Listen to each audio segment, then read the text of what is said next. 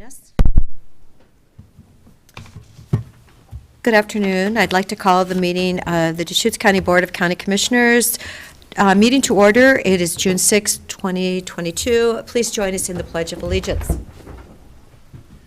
I pledge allegiance to the flag of the United States of America and to the republic for which it stands, one nation, under God, indivisible, with liberty and justice for all. Okay. And I want to welcome Ryan for taking over, I believe, as our new video person. Yes, thank you. Hello. Thank you for joining us. He's got the video on, or no, the video may not be on, but the mics are on. Is it working? Yeah. It said our screen says the meeting will begin shortly. So I think we have to have the meeting begin. Maybe, maybe not. Okay. There it is. Yes, there we are. Yes, we have just done the Pledge of Allegiance, and now we have our video working, and we're welcoming Ryan to his new position. First item is a review of the monthly financial reports. I believe we have 2 months we're looking at. Thank you, Dan. Thank you, Commissioners. And I thought we would just go over the April highlights, if that's all right with everyone. I actually have a question. I left a message for Wayne. I was looking at these reports, and all of a sudden I realized that last October, we quit having 911 employees on that position control summary. Sure. 911 disappeared. They used to be right after solid waste. And I don't remember what happened. Right, we'll look into that. A lot of it is automated, so it could be that something is just going on in the report code right now, so we'll just add it back. Okay. I'd like to see it in there. I know, because remember 911, we worry about them and how many vacancies they have and everything, and I'm going, Sure. yeah. I went back and looked, and last time we had it on that report was September of last year. Okay. We'll Okay. put it in there, yeah. I noticed that exact same thing, so good catch, Commissioner. You Wow. let off with it, because I was, No, but I'm highlighting going them. No, this is terrible. I went back and I went like, oh my gosh. Because I know we usually are talking about 911 and what is the, and I would like to point out that solid waste in March, the year was 75% complete, and their resources were at 76%. So that number actually flips, it changes in April. Okay. So, okay, go ahead with April. And I apologize, it's kind of last minute here, so I'm just filling in for Wayne. He's not feeling great today, so I'll go over what I can help with this, and then if you guys have questions that I can't answer right now, I'm happy to go back and send an email to the 3 commissioners to answer those with more detail here. So our portfolio balance at the end of April was $269 million, which is a decrease of approximately $9 million from March and an increase of $30 million from last April. One of my notes on here is that I recently signed off on the ARPA dollars, American Rescue Plan Act. That'll be another $19.2 million, which is investable and will go into this portfolio for a short amount of time because we have obligated $37 million. So as we start paying out those contracts, especially if they're lump sum, that'll come just kind of directly back out of the portfolio there. Net investment income for the month is $126,000, approximately $7,000 more than last month, and $39,000 less than April of 2021. Year-to-date earnings of $1.2 million are $744,000 less than year-to-date earnings last year.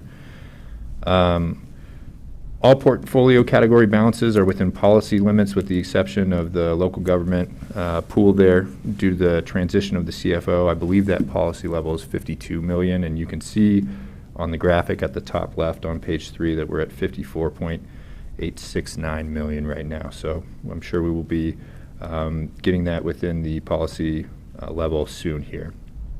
The pool interest rate increased 10 basis points from 55 points to 65 points effective April 7th, 2022. Another 10 basis points increase is expected on May 10th.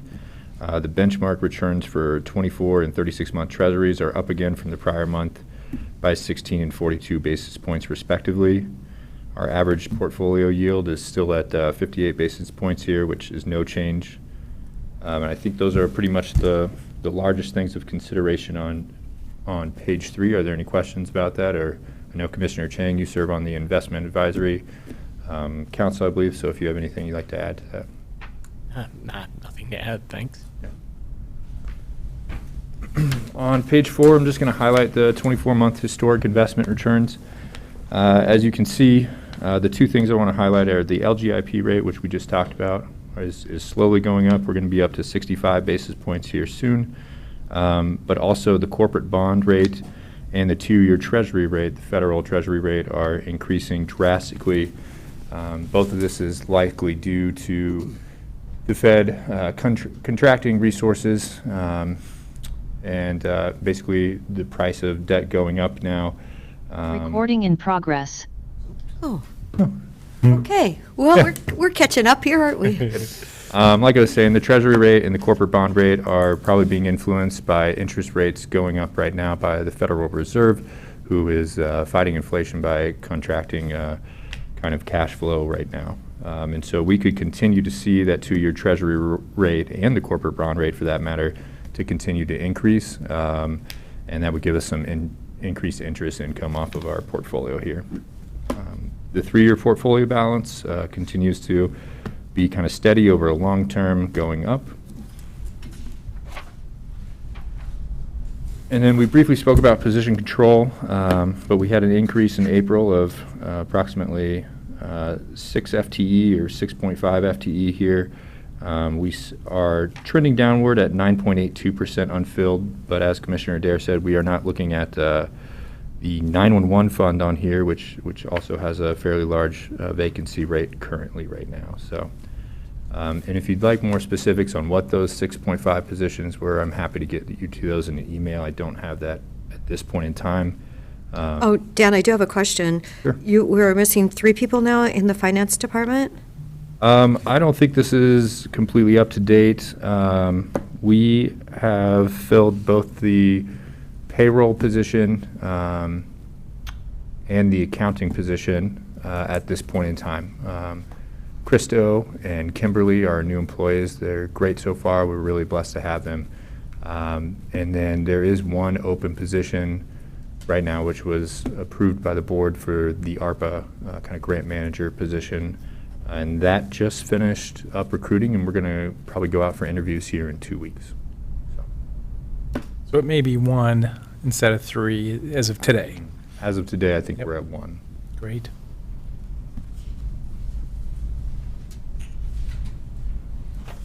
Moving forward, I'm going to go through a lot of the summaries here and kind of skip past those and just move straight on to page 11, which is our general fund report. A couple things to be aware of is on page 11 is the clerk's revenue, which that's based on recording fees. And I know we've talked about this before, but they're trending less than budgeted by about $400,000 right now. So that's going to have a little bit of an effect on our overall general fund resources.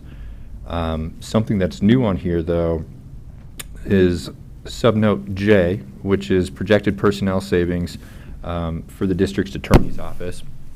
And we hadn't had that in here previously, but now we're looking at almost $800,000 in projected personnel savings for the DA's office, which is actually bringing up our projected balance. We were at around $12 million, but if you go to the total fund balance at the end of page 11, you'll see that we're now projecting $12.58 million for the general fund, and that would be the beginning working capital in fiscal year 23 that we have budgeted as well.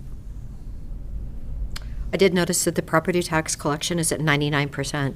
Yep. That is quite amazing. It's great, and I was talking to Cam Sparks, and our property taxes came in this last month much higher than we expected to, that collection rate. So we're looking pretty healthy there currently as well. Moving on to page 13, this is going to go over the transient room tax fund, Fund 160 and 170 respectively. The transient room tax is coming in higher than budgeted as well. I just wanted to point out subnotes B and subnotes E. Those variance is right there of $767,000. That's an increase to what we had budgeted for the COVA contract, because that's based on a percentage. So it's quite likely at the end of the year, COVA will receive close to $3.9 million in transient room tax, and the 1% TRT, which is Fund 170, all of that goes to the Fair and Expo, either the reserves or for Fair and Expo for marketing. And that's subnote E, which is going to be an additional 102,000 more than projected, and the 238,000 there more than projected too. So we're definitely collecting TRT at a healthy rate as well, and it's been a good season for short-term rentals and whatnot. Any questions? Dan, if you could connect some dots for me back to our budget discussions. Sure. With these projections for this year, what will we actually be entering into next fiscal year with in terms of kind of like our beginning balance, and then what'll that look like after we take out the 3.5 million and the other kind of our other commitments for next year? Sure, yeah. So I'd kind of do this a little bit off the top of my head here, but if we scroll down to the beginning fund balance, the projection here, or I should say the total fund balance, the projection is now at 10.3 million, as opposed to kind of what we had budgeted there. And then if we look at the size of the new transfers out based on contracts, COVA 760, and you have about 340 there, so it's about 1.1 million. So I would imagine that our ending fund balance will be about 700,000 over what we had projected. So I've already transferred out that 3.5 million in Fund 160 into Fund 60 now for capital use. But this could mean that there's about 700,000 on top of that 4 million that we left for Sun River if it keeps trending in this direction. Great. Good to know. Thank you. Mm-hmm.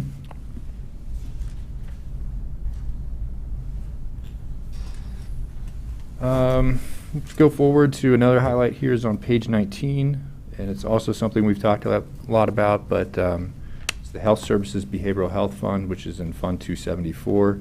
Oh, I'd just like to point out on Fund 200 that it actually shows the $399,000 in that fund now. So, good to see. Have we actually gotten that second check? In the Page ARPA 14. fund? I haven't been made aware of it. I would imagine that it should be coming this week, but you're looking at the actuals for, it's projecting that we'll be there by the end of the fiscal year, but I think the actuals for the state and local coronavirus fiscal recovery funds are still 19.1 million there. Okay. All right. Well, footnote number A, I guess I'm looking at, that we still haven't seen it. We have not, and like I said a couple weeks ago, I signed off on those funds, so I would imagine, based on what I heard back from the Treasury, that if they have no questions, it should be within 2 to 3 weeks, so we should be seeing those coming soon. Before year end, do you think? Yes, it should definitely be before year end. Okay. So that's why it's showing in the projection there. All righty. Any other questions on American Rescue Plan Act?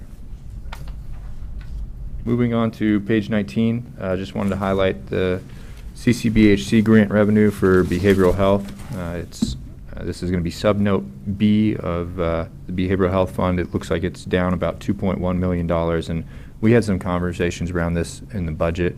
It's a major revenue source for health services, but it's offset by their OHP capitation funds, which is basically a function of how many Medicaid members we have here in the community. So in the last few years, that number has grown exponentially, really, quite a bit. And that has cut into the Ccbhc revenue, but it also has increased their Pacific Source contract revenue. So they kind of offset each other. So even though they're down 2.1 there, you can see their OHP capitation in note B is also up 2.23 million. So that's the offset there. Are there any questions about Fund 274 or behavioral health? Okay. Going on to the road fund, Fund 325 on page 22. I'm sure we've talked about this before, but the motor vehicle revenue is up significantly this year. We're expecting to end with about 110% of the motor vehicle revenue that was budgeted, approximately 19 million as opposed to 17.485 million for that fund, which is good. Is that the gas tax? That is. I Okay, believe so that- when gas goes up, it gets more expensive, then doesn't that revenue go up? Because now people are paying, $5.90, $5.49 a gallon, and it's a percentage, is it not? I believe it is, and I need So- to check on that, but yeah, I think it's partly that, and partly if you raise gas too much, do people stop going? Driving. Oh, right, and so does that person? Yeah, it's probably, I'm sure it's at that point. It's very depressing when you fill up now. Right. It's vehicle registrations also, not just fuel. Thank you, Commissioner Mo. I think those are pretty much the updates that I have for the county funds and the updates for the portfolio. Are there any additional questions or comments regarding the financials? So actually, the road fund balance on page 22, then, originally it was budgeted at like 2.2 million, and now you're saying it's like projected to be at 6 million. Correct. That is correct, right. And they have some vacancies, but the majority of it is an increase in revenue, so. I thought their vacancy rate was actually the lowest of all departments, the road fund. Right. They have, from what I'm looking at right here, they have 99% of their personnel, or 98% of their personnel coming in, so their vacancy would be very small. Yes. Yeah, that seems correct to me. According to Chris Doty, people like to work for the county and the road department. It's a good job. Well, I And they think all are- the department heads are proud of their Well, his numbers, careers. though. He has the best numbers. Because they don't, in the summer, like other people that work for road crews have to, work a lot of overtime, 6 days a week or whatever. And our work is consistent. Rain or snow. He's still going to struggle to find some seasonal flaggers, though, apparently. Phil. Yes. All right, well, thank you, and Commissioner Adair, I will get back to you on 911 and send the commissioners an email about their vacancy rates, et cetera. Okay, and solid waste did go down to 82%. It was through the year of 83.3, and the prior month, it was still above the year-to-date percentage. So just watching that number, how soon will we have May's done? How soon will we have Negus done? May's financial statement? Oh, yeah. Maybe 2 weeks? I'll have to look into that. I couldn't tell you off the top of my head. Okay, because I think usually we get it about the third week of the month. But of course, it will be the last one for the year, or for fiscal year, so. Well, it'll be interesting to see when you get those numbers. Yeah, I think it does come in around the 21st. I think. Right. So. Okay, thank you, Dan. Thanks, Dan. Okay, item number 2 is discussion and direction for the drought funds.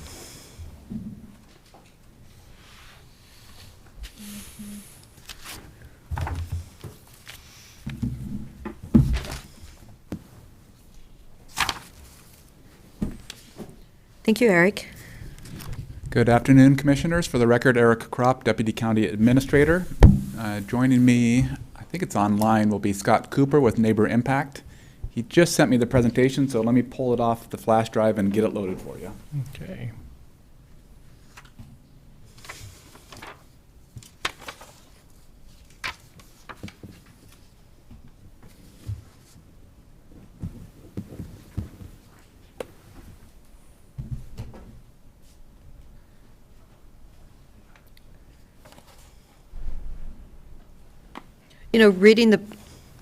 Reading the bill, it says it's to provide domestic and community well assistance. I didn't realize that, is there a difference between doing a loan or just granting people a couple $1,000s to help with their bill? I know my neighbor had a $20,000 well bill that kept popping up as he got further into the job.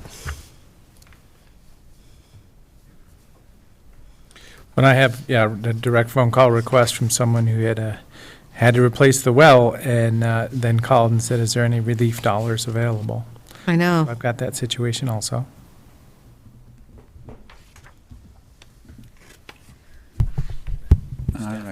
does mention the possibility of retroactive loans, so I'll be interested to hear from Neighbor Impact about that.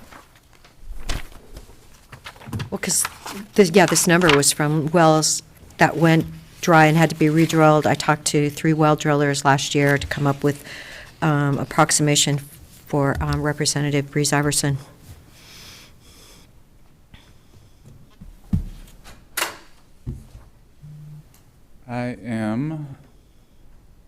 I don't know if we have availability to get people on. I don't know if Scott's joining us in person or via Zoom, but.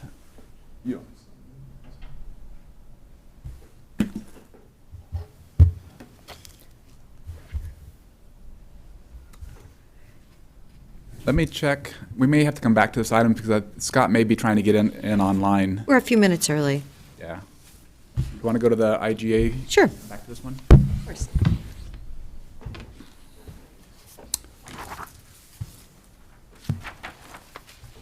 All right, we'll start over for the draft IGA on the Coordinated Office on Homelessness. For the record, Eric Kropp, Deputy County Administrator. As the board knows, House Bill 4123 passed, which provides $1 million as a pilot program to Central Oregon. Deschutes County and the 4 cities within Deschutes County have signed on to the legislation and have agreed to move forward with the Coordinated Office on Houselessness. There is a draft IGA that we'll talk about today that will also go to the cities in the next couple of weeks. So we are switching the items, and now we have the Neighbor Impact. Right. We just have Presentation. the presentation, but I don't think we have Scott. Okay. Yeah, no, I'm just acknowledging that we are on a different item that's on then it's on the video. We just now. went to item number 3. Yeah. Right. Yes. It's So a- the draft IGA, I'll just provide a quick overview of the IGA. Under recitals, under item C, the office will be under the general direction of the county administrator's office. There will be a board of directors made up of an elected official from each city within Deschutes County, and also for a county commissioner from Deschutes County. Commissioner Adair will be the county's rep. Moving along on item I, the office will include an advisory panel made up of experts that provide services on houselessness and a broad range of different services. Item L, for the first 2 years, the office will be funded with the state funds of $1 million, $500,000 for each year, and then years 3, 4, and 5, the coordinated office and the entities involved will have to determine how to continue the funding for years 3, 4, and 5. Under the terms of agreement, item number 2, this talks about those items are those years 3, 4, and 5. One of the main responsibilities of the joint or the coordinated office and the board of directors will be to adopt a strategic plan. That will be within 1 year of receiving funding from the state of Oregon. The strategic plan will help drive the initiatives and the work of the coordinated office. And then the only other thing I would point out is that the board of directors will amend the IGA and come back to the entities to talk about how future years are funded. There's been discussions about having different tiers based on commitments from the entities, but really once we get the executive director on board and the board of directors is up and running, they'll work on amending the IGA. With that, I'm happy to take any questions.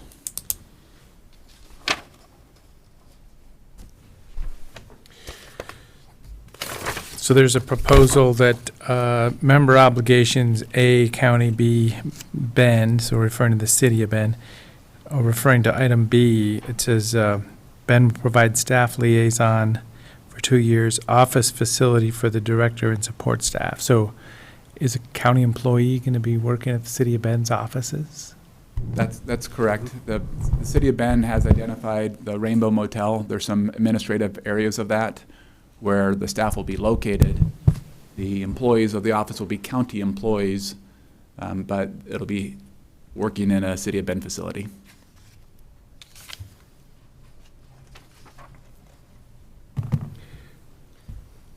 And legally, I mean, this person will be hired as a county employee, but I mean, they work for the coordinated office, so, I mean, they're working for all of these jurisdictions, so, kind of a certain amount of spreading around of the support services necessary for the position seems like an appropriate structure for me.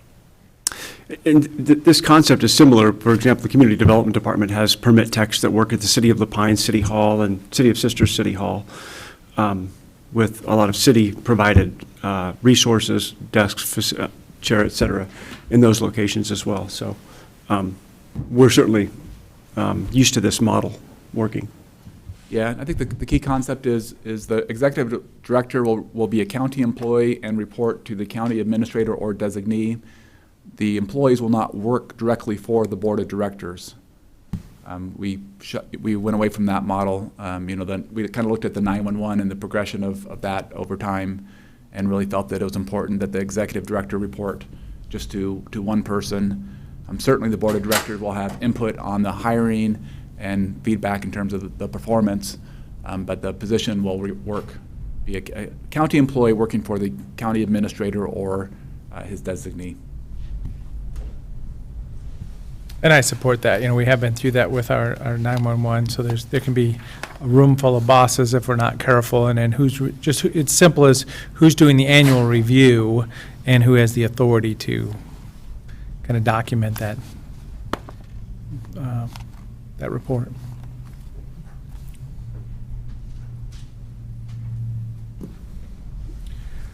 Well, so I see this is the structure. This is still that half a step before engagement or whatever it is, but this is the structure. And when I say engagement, is in what's the kind of the vision? What are the outcomes?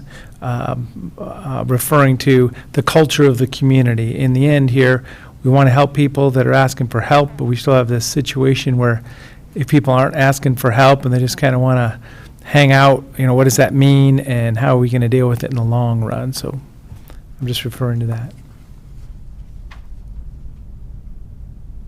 So my question is about how the roles of the advisory panel and the roles of the oversight board in relation to the plan that's going to be developed.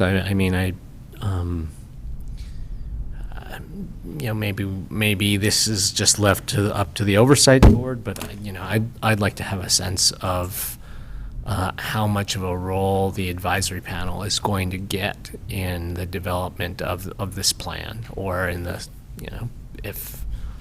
if the group decides, or if the coordinated office decides not to just completely scrap the emergency homeless task force plan, but can you use that as a starting point?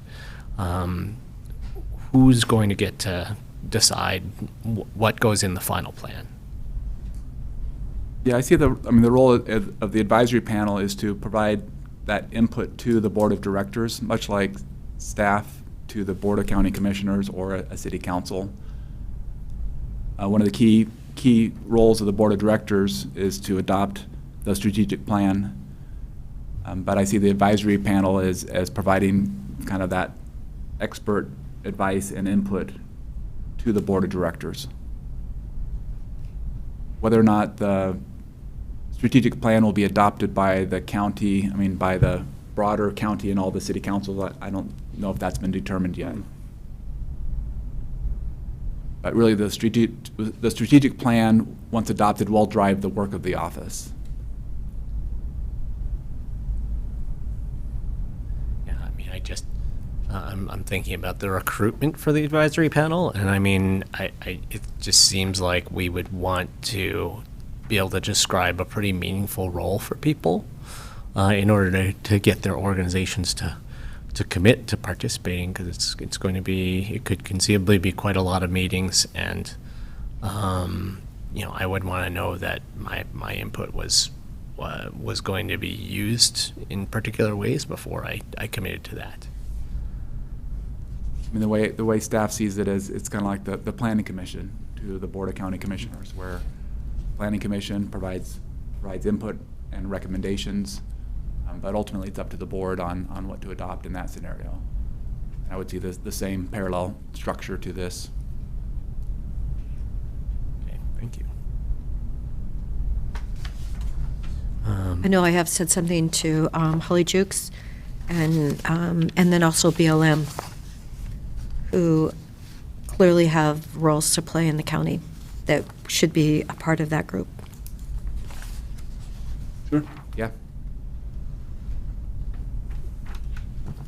Well, I see this as a starting point. As soon as get the cities to engage, referring to, the Pine Sisters and Redmond, there may be proposals for slight changes, but this is a good structure to get started. Has Dave looked at it? Yes, Dave has. His legal stamp isn't on, but he's reviewed the different versions. Has anybody else approved this, No, accepted it's it? coming to the county first. Yeah, okay. And it's Yeah, scheduled just for the making sure. cities later. The way it's structured is that it'd be county administrator signature. There's a couple different approaches we can take to this. The board could approve county administrator signature as long as there aren't major changes to it, or if the board wants to see it as it goes through the cities.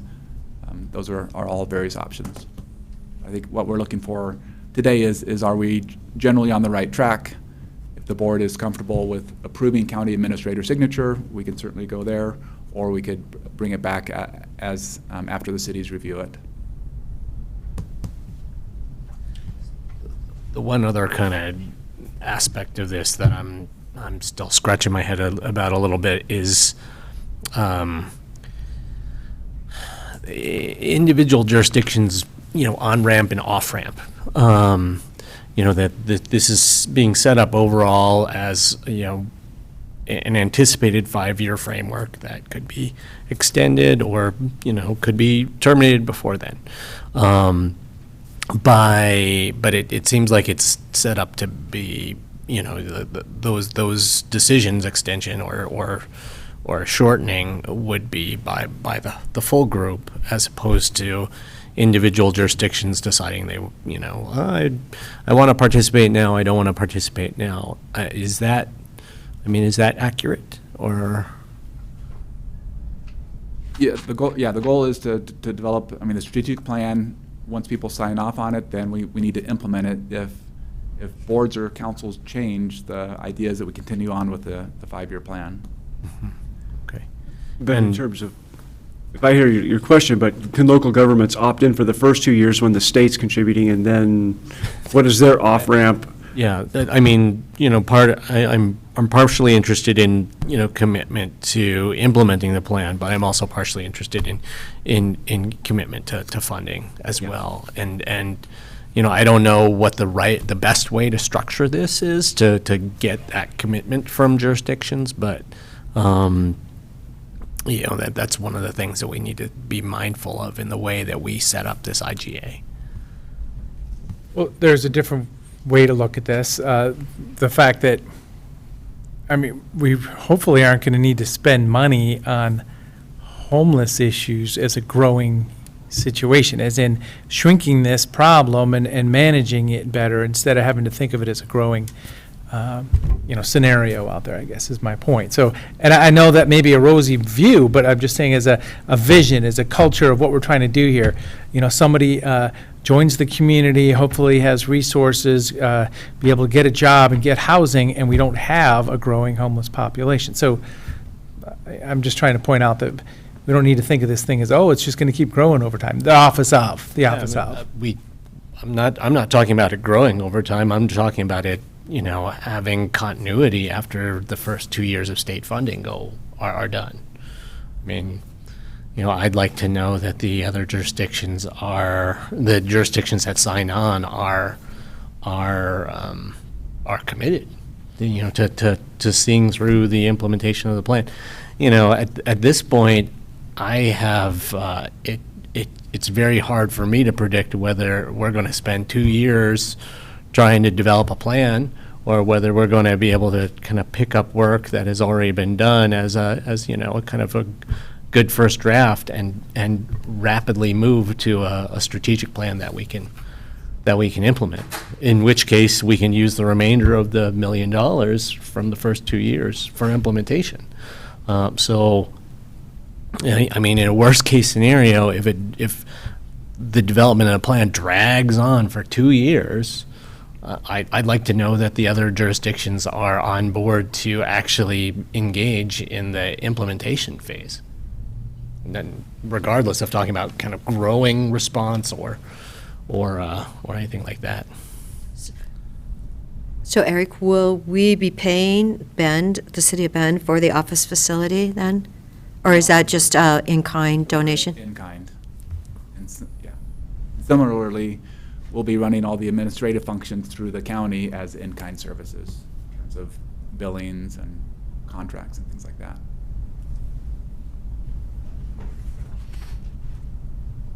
But so to kind of return to that consideration, I mean, is that the way that this is structured right now? You can't, like, you can decide to withdraw, an individual jurisdiction could decide to withdraw at any point in time, but the overall structure is, would require the whole group to dissolve or extend.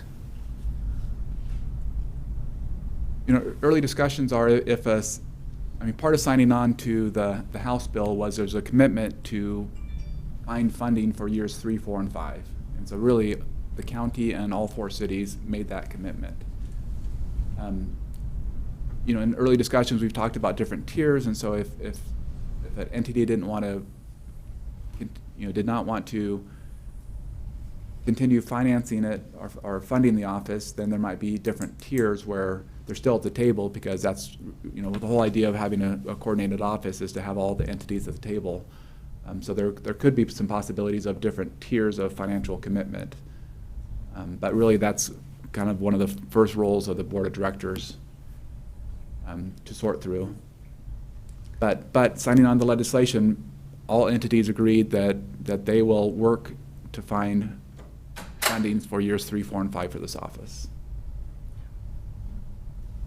I think one of the keys is we're all beginning this new process together, and so we don't have a model under this House Bill 4123 to rely on from any other organization. So one of the things that we've coordinated with the city of Bend that we think would be really valuable is if all of the 8 pilot projects across the state, if we convene on a regular basis to see what are the best practices to answer the questions you're asking us today. What does it mean to have the advisory panel? How do we think about funding in years 3, 4, and 5? I think there's a lot of at what point is the strategic plan adopted? Hopefully it's sooner than later.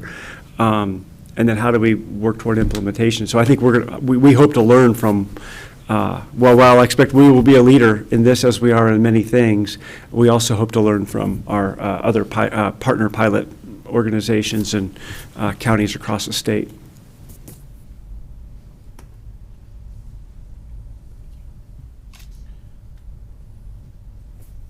Those were my big questions. I'm otherwise pretty comfortable with this as a working draft for this IGA. And I do believe we have a meeting the following Friday afternoon. So, Yes, that's with the first meeting group. of the board of directors. I moved it up from July. I thought we better meet sooner rather than later. So anyway. And Chair Adair, that's exactly right. And as I've learned, my colleague with the city of Bend, Eric King, will be out of town. I believe Eric Kropp will be out of town. I think Mickey Dirting may be out of town, so I may Who be. else is out of town? A lot of people are out of town except for me, so I will be there to help support our first meeting. Others may be participating virtually, I hope. There you but, go. Yeah, Virtually. yeah, Okay. Aren't you lucky, Nick? I am. Well, I just thought it just seemed like we need to just get the group together. So, We do. And hopefully some of them will be in person, not on Zoom. And we'll be hosting here. Yes, good. Is the board comfortable with approving kind of a conceptually the draft that might help with the cities? Yeah, I'm supportive. As I say, this is a version 1.0 of the document to be, feedback is fine and slight edits or whatever we need to do. So I support this as the starting point. Of course. Thank you. Great. So now should we go back to number 2? The drought funds from the state.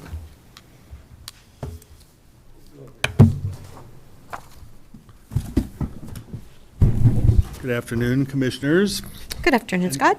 It is my first opportunity to say good afternoon, Chair Adair. I haven't had that opportunity to use those two words. There you go. So congratulations to you. And it's, what, June 6th? This is good. This is great. So we're here today from Neighbor Impact, Scott Cooper, Executive Director, Patty Wilson, Deputy Executive Director, and John Cox, Executive Director of Lending, to talk to you about funding related to dry wells. Referring to your previous conversation, I want you to know we are on board and we are engaged in this process and ready to be a solution to moving this money fast. Are you doing a setup or? Sure. Do one, or what? Sure. How are we doing this? As the board knows, the state passed Senate Bill 5561, which provides drought funds to Deschutes County. Deschutes County was awarded $585,200. The requirements of the loan or of the program is that it's to provide domestic and community well assistance. We met as staff and looked at the program and then reached out to Neighbor Impact. As staff, we are recommending to work with Neighbor Impact on the program because they have the infrastructure for this type of program where we don't quite have that in-house. What we're recommending is a loan program, but a grant program is certainly an option for the board as well. But with that, I would like to turn it over to Scott to talk a little bit about the proposal. Do you have the PowerPoint that I Yes. emailed earlier? Yep. So John Cox is going to present the PowerPoint real quickly. Bottom line is, this is work we're already doing, that we already have a dry loan, so this would be additional capital in the existing program. So John will give you a quick overview of how that would look like. Okay, are we gonna throw? Yep, it's Yeah, projected. we're going to pull it up. He's got it up. We've already practiced. We've got it up. Ryan is new, so it's his lucky first day. This is the tense moment in every presentation when you find out the tech is going to work. I know, the technology. And he's doing a great job. We're up, and that's, All right. I think that's the down button, unless you want me to do it. Okay. Go ahead, Scott. It worked. Yay. All right, good afternoon. So I'm John, the lending director at Neighbor Impact, and I'm here to share with you what we do at Neighbor Impact within the lending department. We're a federally chartered community action agency. Our lending program has been around since 1994. Our current portfolio consists of 220 loans and roughly $4.4 million. All loans are originated, processed, underwritten, and then approved by a committee, and then we take on the servicing after the fact as well. Over the life of our lending program, Neighbor Impact has funded roughly 690 loans for approximately $12.6 million. So the loan program is very mature and has been around, as I stated, since 1994. So those loans average, what, $20,000? It depends. We have a few different programs within the lending program, but on average, the wells are running about 23,000 on average. And really depending on where you are geographically, the water tables are higher in La Pine, so the wells don't cost as much. You head out to Alfalfa Market Road, and it's the exact opposite. So you're going down to sometimes 850 feet. And then another side to that is that what are the materials in the ground and how much that affects the cost of the drill. And the home preservation loan program are well projects all that you do under this program, or is there a wide variety of? That's taken over as a precedence and as an emergency because people with no water, we put them immediately to the top of our waiting list. On average, we run close to 80 people at all times on our waiting list. But with water issues, we've pushed them to the top, and we've met them first, and we continue to do so. They are our #1 priority right now. And now that the additional help is coming in from the state and through the county, it's enabling us now to get back to what we do as a whole, which is address ADA and leaky roofs and faulty porches, anything that addresses a health and safety issue. We've really just focused on septic and well in recent months because of this drought scenario. Got it. Thanks. You want home preservation loan or tax?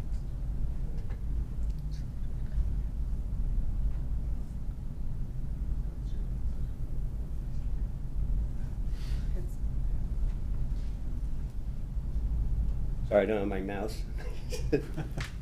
Okay, so our home preservation loan program as a whole, the purpose of it is to retain ownership and preserve the housing stock in Central Oregon and prevent blight. We make this available to low to moderate income households. It's generally below 80% is the sweet spot. We do on occasion go up to 100% if deemed, a medical emergency or a hardship or whatnot. We offer flexible terms, and basically we work as a lending department to focus on sustainability, where the interest driven off the revenue, off the programs, as well as admin fees, as well as donations and other grants that helps support the program. So do you have funds for that program right at the moment? Yes. You do? Okay. Not enough. More than a few more months. And Only for a few more months, you, At the rate we're going, we will consume all those programs within the next 2 to 6 months. because I'm hearing about homes in Lapine that, need more than a couple of thousand in order to bring them up to sustainability. and is that federal in origin? We're using mostly our historical corpus, which it was all mostly derived from the community development, a series of community development block grants applications, as well as funds from NeighborWorks America. But it's probably 90% CDBG. I think we've had 23 CDBGs over time since 1994. So we're rotating that corpus as more money comes in. Whether with the rise in interest rates, whether we see more money coming in, I suspect that will slow down the refinancing and slow down the flow of money back in. Next slide. Well, yeah, and then just to, basically just to pin down our existing program, our current loan rate is 4.75%. And we tie our rates to prime, we adjust them quarterly, and we generally try to keep them well under market, especially in second position. We work with the borrowers to determine their repayment capacity, so some of these are deferred outright until they sell the house, move out, or turn it into a rental, or we put them on an interest-only payment to say, you don't want to see this lien grow in size over time, you always know what it is, we can set you up on that. Or, hey, how would you like to see this go away in 15 years, set them up on a loan program like that. So I'm very flexible depending on these people's capacity to pay. So what is your interest rate today? 4.75%.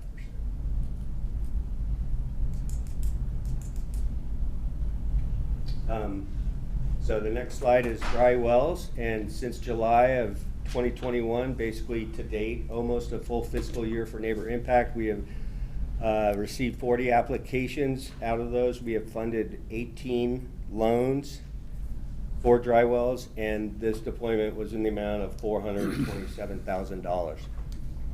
The county has offered a partnership in the amount of $585,000 to get out to dry well recipients, and with my math, that's 25 loans on average, $23,700 per loan.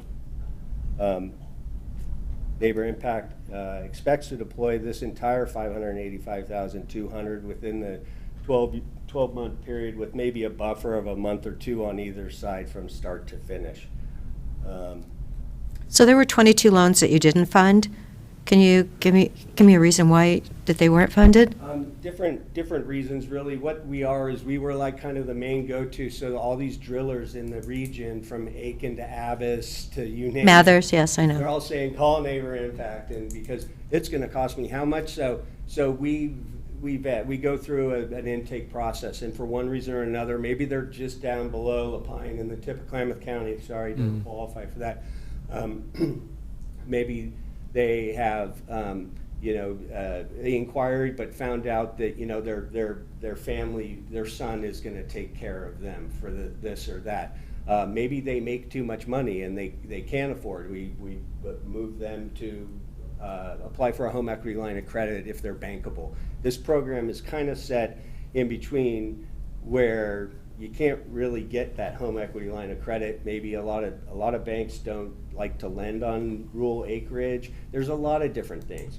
People can't find their way from point A to point B, and they fall off. And we have such demand and have so much to do that we quite frankly just don't have the time to follow up with people. They need to help themselves in those terms, and that is maybe part of the.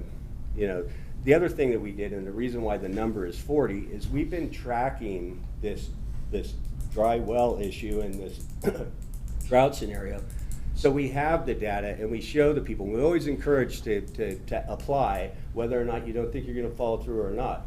I mean, really, at this point, it's a balancing act too, because now the state has come out with these, a bigger 5.5 bucket, and they can apply directly at the same time we're doing loans. So.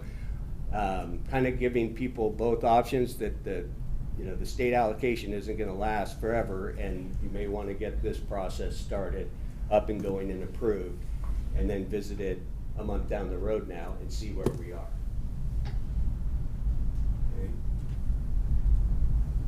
Next slide. Eligibility. So what it's eligible are single family and 2 to 4 unit properties. We do manufactured homes. It can only be owner occupied. We don't do any spec. No new construction either. We get calls on occasion, we need a new well for this house we're building. No, that's not what we do. It has to be an existing home. Another parameter is they need to be current on their property taxes. And we secure all these loans in second position with a deed of trust, and in addition, we have them sign a promissory note. So the program's done to the standards of typical bank sector lending. Okay, next slide.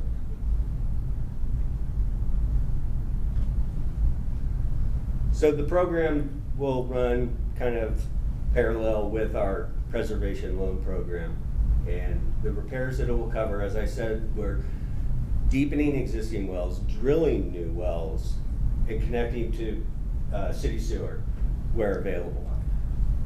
Water. I mean, to water, private water system. Sewer in the water pipes. Sorry, I got a lot going. We knew what you meant. What's different from this to our preservation program is that we lend in the 3 tri-counties. This will only be available to the Deschutes County. And what we are proposing is a 10% administrative cost off the top to run and then service the loan after we originate it, underwrite it, fund it, and then service it. As with all our other grants and funding, once the funds are paid back to Neighbor Impact, they will be deposited into our revolving loan fund to go out to the next applicant.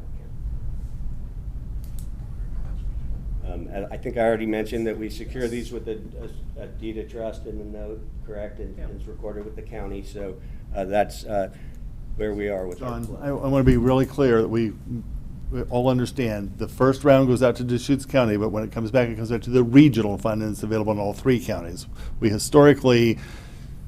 once tried that game of try and keep it all separate and keep all the funds separate. It's a mess. It's an accounting nightmare, and it makes it impossible to say yes or no to similarly situated people. So our policy is we just put it all back into the regional loan fund after the first time out.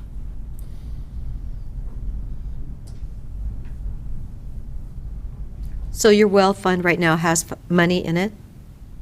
Yes, that's correct. So, Actually, it's our home preservation loan, so it covers everybody who needs anything, like I said, from a new roof to ADA compliance to a new septic system. So it covers a broader scope of what we're discussing here. That's why it would be beneficial for us to partner with the county for this additional capital and deploy that and get that out, because we're, in essence, so what's the balance of your remaining funds then for that? 347,000, roughly. We have some of that already committed. It's a constant moving, if you can only imagine, I'm balancing the payoffs too that come in with the originations and the grants, and all in all, enough to run out, within a year if we're not doing something different to raise more. So I saw the notification about the state allocation for well funds. Do you know how that works, or can somebody explain that? I mean, just so we have a reference point. Yeah, it's really new, for one. Yeah, and I didn't study it, so that's. So that's what happened, is we kind of jumped into action and got these dry well loans going, and now what has come up through the water Water Resources. Water Resource Department is that they've allocated, $5.5 million to the state, and then they mark it down where the Deschutes gets over and above that, $585,000 specifically for Deschutes County because of it being declared a drought area similar to Klamath. So what we have are two things going on right now at the same time, where they are allowing everyone and anyone at this point who is in a drought declared area to go into their website, fill out a dry well report, and then go through the application process and be basically granted the money up to $40,000 that they have or will be needing to cure their water issue. So as we've done this, we're at this point today, right now, where we're telling people, okay, so I've already had 2 calls today. Another thing to bring up is this is a daily occurrence. So already this morning, 2 calls, one from Warm Springs, which we directed them to that website because they will be able to help them where we won't. Because of the land laws on tribal property, I can't secure a deed of trust on the property, right? So that immediately we send them in that direction, and they are going to be today filling out a state request for grant for water repair. In the other instances, I went out to someone on Friday who wants to continue the process with me. I gave them the link and all the information to apply for the state. And we're going to simultaneously do both right now at the same time, because who knows how long the state allocation is going to last. It could run out in a week. So therefore, we're already set up, and we have them ready to go. We will have them approved by a week. Monday is our committee meeting, and the following week. So then we see how well that's being worked through their intake, and I leave that decision up to the homeowner. Do you want to take care of this right now?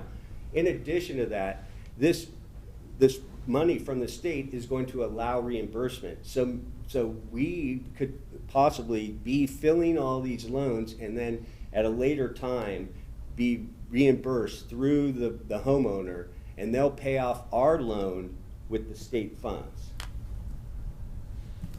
It's very convoluted at this point in time because of everyone rolling out their program. And so That's interesting to hear those possibilities right now, though.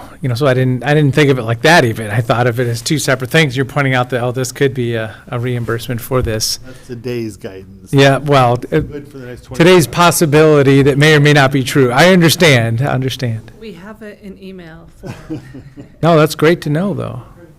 Yep. And I mean, the real interest from the impact standpoint is it's important for us to do it as a loan as opposed to a grant, to address our sustainability issues. And if that isn't acceptable or not a priority for you, we will consider a grant, but it would have to be structured different on the admin side to cover our sustainability. You mean more than 10%? We would if we didn't make them loans. It would be more like 15% if we did it in a grant matter. And, I mean, that also raises the whole, question of kind of equity over time. I mean, there have been people who've, this dry well problem didn't just start today. So if suddenly we're making grants for people, then the people whose well went dry 18 months ago and who had to take a loan, I mean, it's kind of an inequitable approach to helping residents of the county.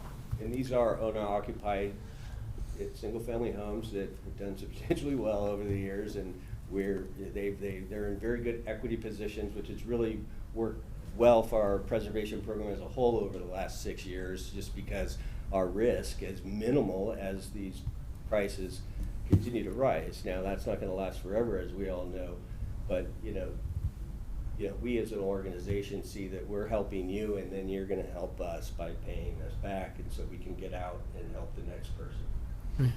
Right. And I mean, given that rising equity, what is it that prevents people from being able to secure a home equity line of credit? Is it their credit, Okay. the nature of the rural area, the land, the amount of acres on the property, their ability to pay is a big focus in banking sector. Now you used to be able to just sign on the dotted line, you own how much is this house worth, and you owe how much. So that's kind of where we try to shy away from, but the banks unfortunately have their hands tied, and that's what we're there for as a whole with our preservation program, as well as our down payment assistance program, which I won't go into today, but we fill that niche, and we try to cover that aspect when people are have a lot of equity in their house, but they're not bankable. So we try to fill that gap. Got it. Okay.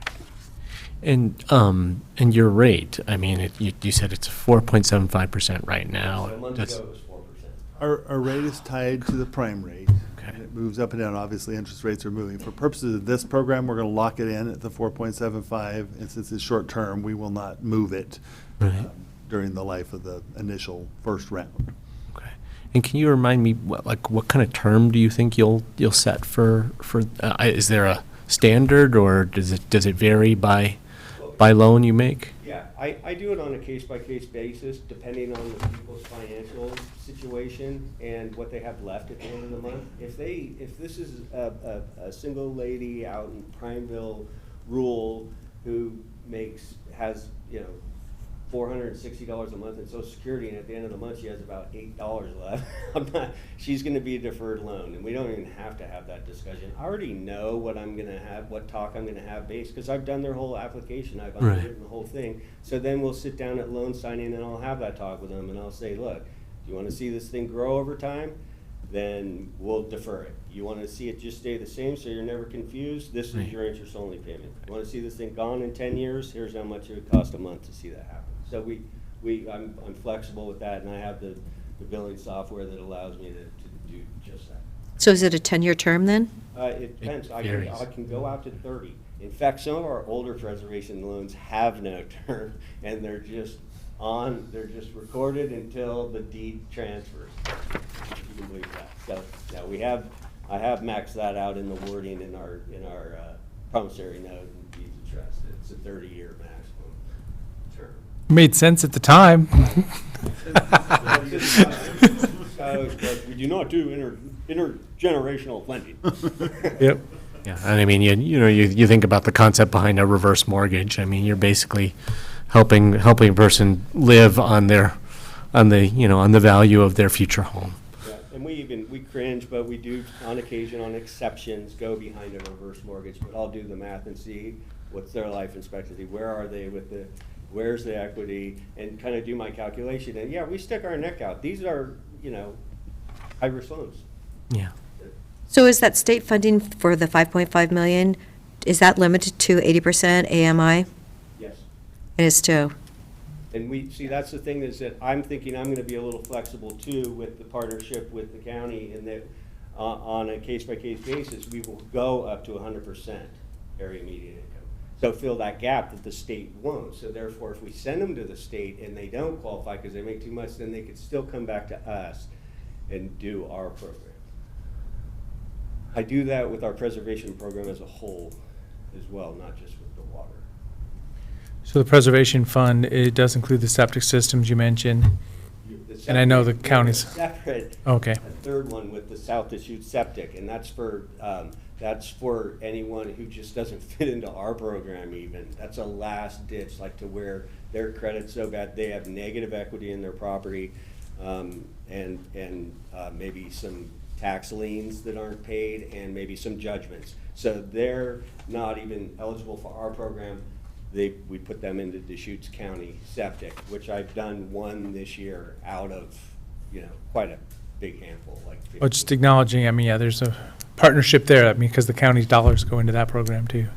If you ever want to broaden the restrictions on that, or loosen the restrictions, we'd be happy to do more of those septic. Well, that's a conversation that could come around, and it could come around in the near future. Cleveland and has been throwing that around a little bit too, because it's been a little stagnant, because we have had the funds, and you can't be in too bad of a situation. I mean, to be in the Deschutes County septic, I think I should be paying a little closer attention and putting some of them and spend down that. We have like 87,000 left in that. That's about 2.5 septic systems these days. They're getting to be up to over 20,000 apiece, right? Well, and we're working on, neighborhood sales and future development, which will go into some groundwater preservation funds, which, so that's about to start to move. It'll be interesting. Well, so I came in hoping there would be a grant opportunity here and a partnership for this loan fund. The proposal is for the whole loan fund, preservation loan fund. So, I mean, it's good information here. I don't have a feel for where we might want to go. There's one situation I wanted to kind of throw in the mix here, which I don't think is covered by your program. In December or January, there was a decent little bit of news coverage about the Juniper Hilltop Mobile Home Park, their Wellwood Drive. So that's like more than 4 units. That's like a whole mobile home park. So I mean, in your program is structured more like kind of individual, residential property scale. So is there a way that you could accommodate working with an entity like that? Or if not, if we wanted to do a little bit of homework on that and see if there was if that was a worthwhile investment, because, people who are living in a mobile home park are definitely, I think our target population for this kind of assistance.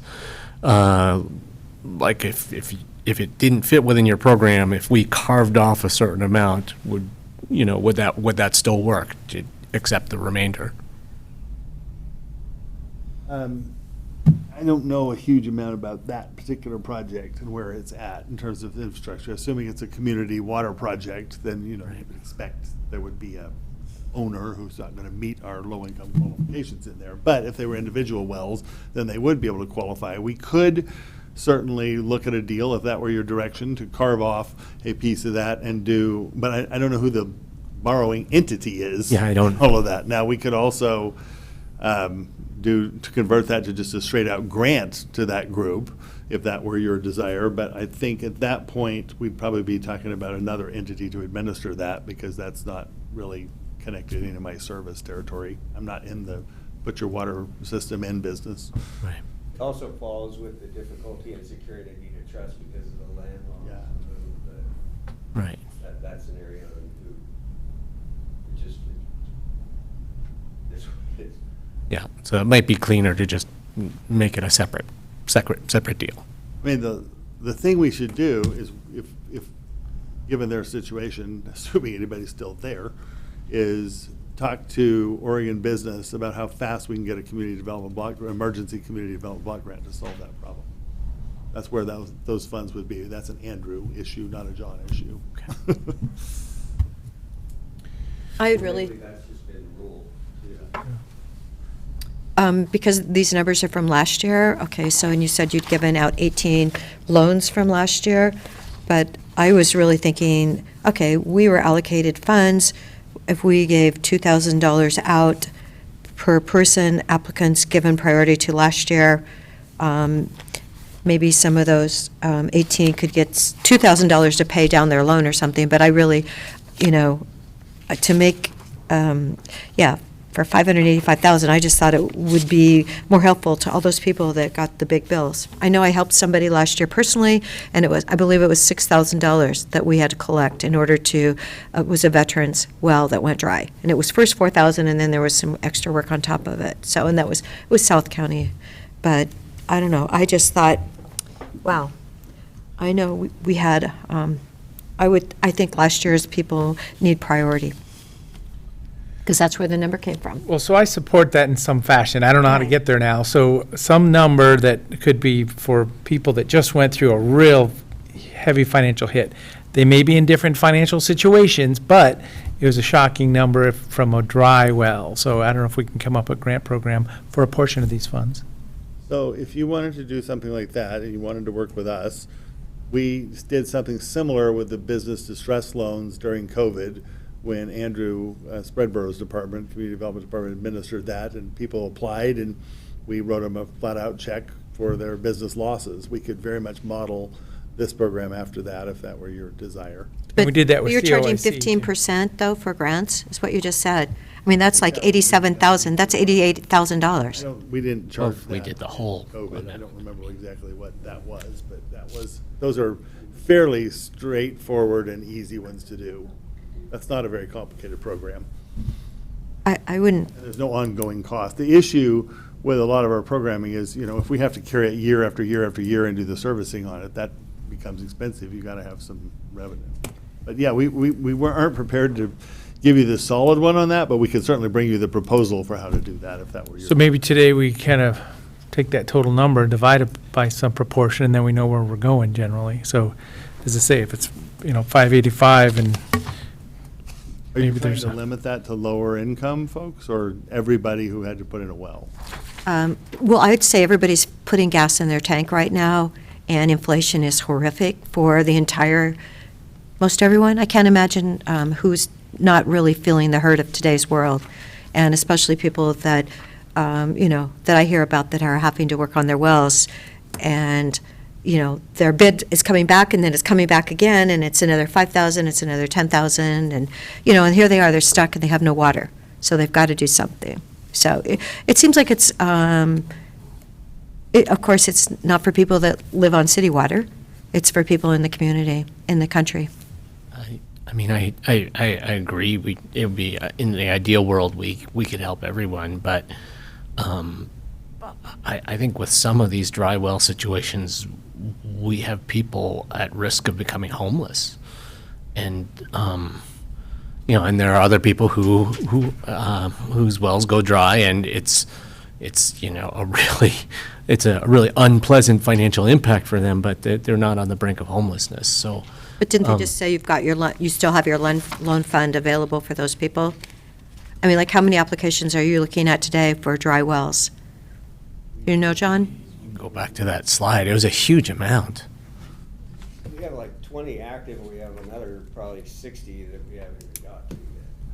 And this is for a fund where they were trying to, do ADA, help people who have ADA needs get into their house and fix leaky roofs and, deal with septic systems. And, that home preservation loan program was intended to cover a much broader range of things than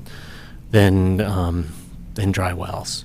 Well, so I go back to the Senate bill, and when I heard these dollars were coming, it was happening at the time that the legislature was talking about it. So that's kind of what I trace it back to. The fact that the people in the near past knew this was coming, and it took a while to get here. So I would maybe propose, I'd propose $400,000 for the loan fund, preservation well loan fund, $185,000 for grants, and it's just a one-time kind of look back opportunity. So, that's what I'm thinking, because I know that I got a call months ago saying, oh, it was the most painful financial thing I ever did. Is there relief? And then we said, yes, there's relief coming.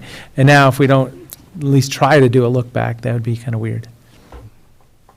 Yeah, I do believe some of it should go to 2021 people. So I don't know what that looks like, though. The idea of putting a substantial amount of it into the loan fund, knowing that it'll recirculate eventually, I really like, because we're seeing groundwater levels decline in the basin because we've had 3 years of drought, and this may be the new normal. I mean, Oh, I thought I was going to take a canoe in this morning from With- yesterday's rain. I with- didn't know what was going to happen. yeah, I mean, we get a couple of nice downbursts. That's great, but overall, we're still down for the year, the water year, and that comes on top of 2 years of below average precipitation and below average groundwater recharge. So, and I don't think we can count on average coming back. So this problem may very well not just not go away. We might the program in Neighbor Impact may continue to get the same number of requests that they have been, but it could even get worse. Oh, but there's another scenario out there. I mean, if the climate is changing and the poles are melting and there's going to be more water, there's going to be more water in the atmosphere, we could be floating here in a couple of years too. So I don't know that I go down this doom and gloom path. I can't assume that it would go either way for sure. Well, the fact that you do have 427,000 in the one fund for the wells, that seems good. You're saying most people are asking for 23,000, that's the average amount. Running numbers, I can pin it down to where I'm talking to the person from, and I'll know. Know how much they need? It varies from 10 to 60. Oh, I know, that's the thing. Some of them get real expensive. But if that person needs 60, are they in a spot where they still qualified for the 80% AMI?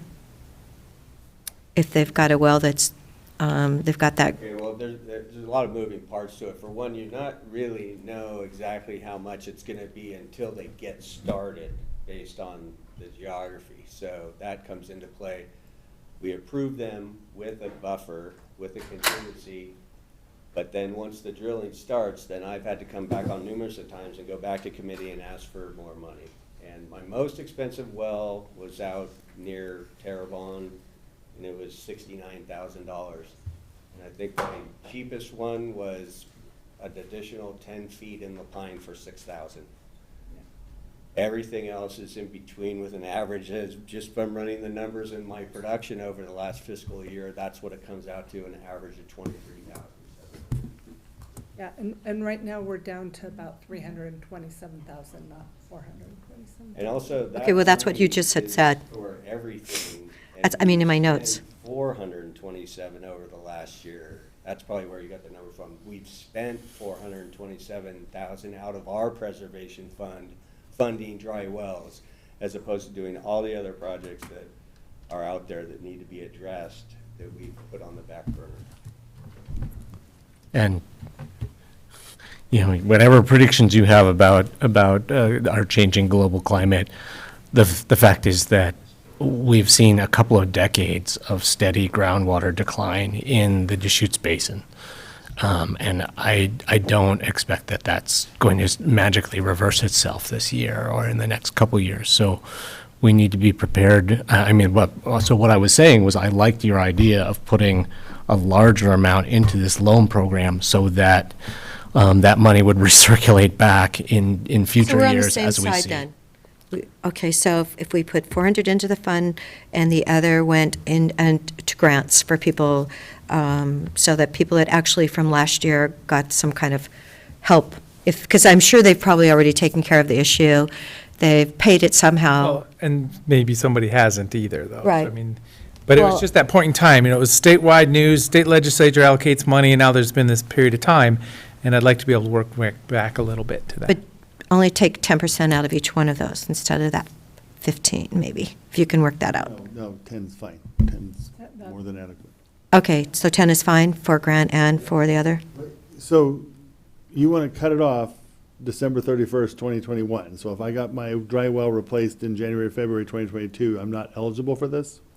We'll leave it open for a month or something so that people that did have a well last year can apply for the grant. Give them a little bit of time in order to get the news, be aware of it. And then if there's any funding left, then let it go to people for this year. But truly, we need to get more, hopefully more people can apply for that state funding, the 5.5. But I know how fast the state money goes, except we probably need the money on this side of the mountain in comparison to the other side. As I say, I like the idea of $400,000 revolving loan fund. It'll be able to, replenish itself at some point, be able to be used regionally. I'm supportive of that. And then the magic grant fund, which is fair and equitable as we can. I mean, that's the tricky part, right? Because somebody's going to raise their hand right away, real fast, and then the next person, if somebody doesn't get in on it and they're in that same scenario. Maybe could we be in a can get weird a really spot. good press release out on it. I mean, it's kind of what I'm dealing with right now, juggling, well, I've heard of this coming out of the state I know. right now, but here I am locally, right in front of you, and I have this loan I want to propose. So it's been a lot of moving parts in the last month especially, but the important thing is that these people have been addressed and have been getting their wells fixed, and we got that done for them. Now the state and the county levels are coming in and implementing their programs, and we're willing to pivot Yep. and make it happen. And part of that may be reimbursing Neighbor Impact for some of this, out of some of this funding for what we've done based on the scenario. Like, these people got word that now the money's available. Yeah. What are you Yeah. gonna do for me, John? I know. Yeah, Word's gonna get out. Yeah. They're saying that to me. Well, I'll be curious how many of the people you made loans to, would be eligible to now get a little mini grant. 80%. Of the 18, you funded So- 18, so. So that sounds like a great place for us to start in terms of marketing this grant There program. goes that amount. That's 36,000 out of, so there's still a lot of funding Okay. left. And then maybe those other 22, maybe they still could qualify for this. Is that enough guidance, or is this leaving loose Write ends? up an MOU and. Or they make too much money. Yeah, We're we'll not- come back, we'll work with Neighbor Impact and bring back a draft MOU that lays out all the parameters. Okay. Make sure that it's consistent with the board direction. Great. One other. Can we do it as soon as possible? Because I know people are really hurting. Yeah. I One feel other badly this has taken so long.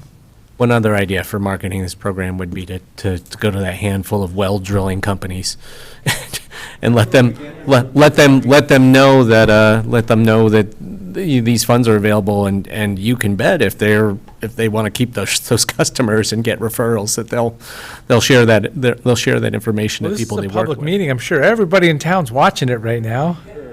Yeah. Now, about 80% of the referrals for these dry wells come from the actual drillers. James Oh, yeah. Travis and I talk on a daily basis. Yep.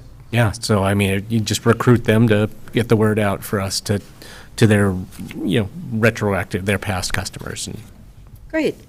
Quick question, in terms of the maximum amount on a grant, we heard the number 2,000 thrown out there. Is that consistent with the full board? I think that's fair. 2,000 is a max for a grant. Or some kind of percentage, because I know, when water is in sand at 40 feet and in rock at 800 feet, there's a huge difference. So maybe a percentage of some sort. I'd be open to a percentage proposal.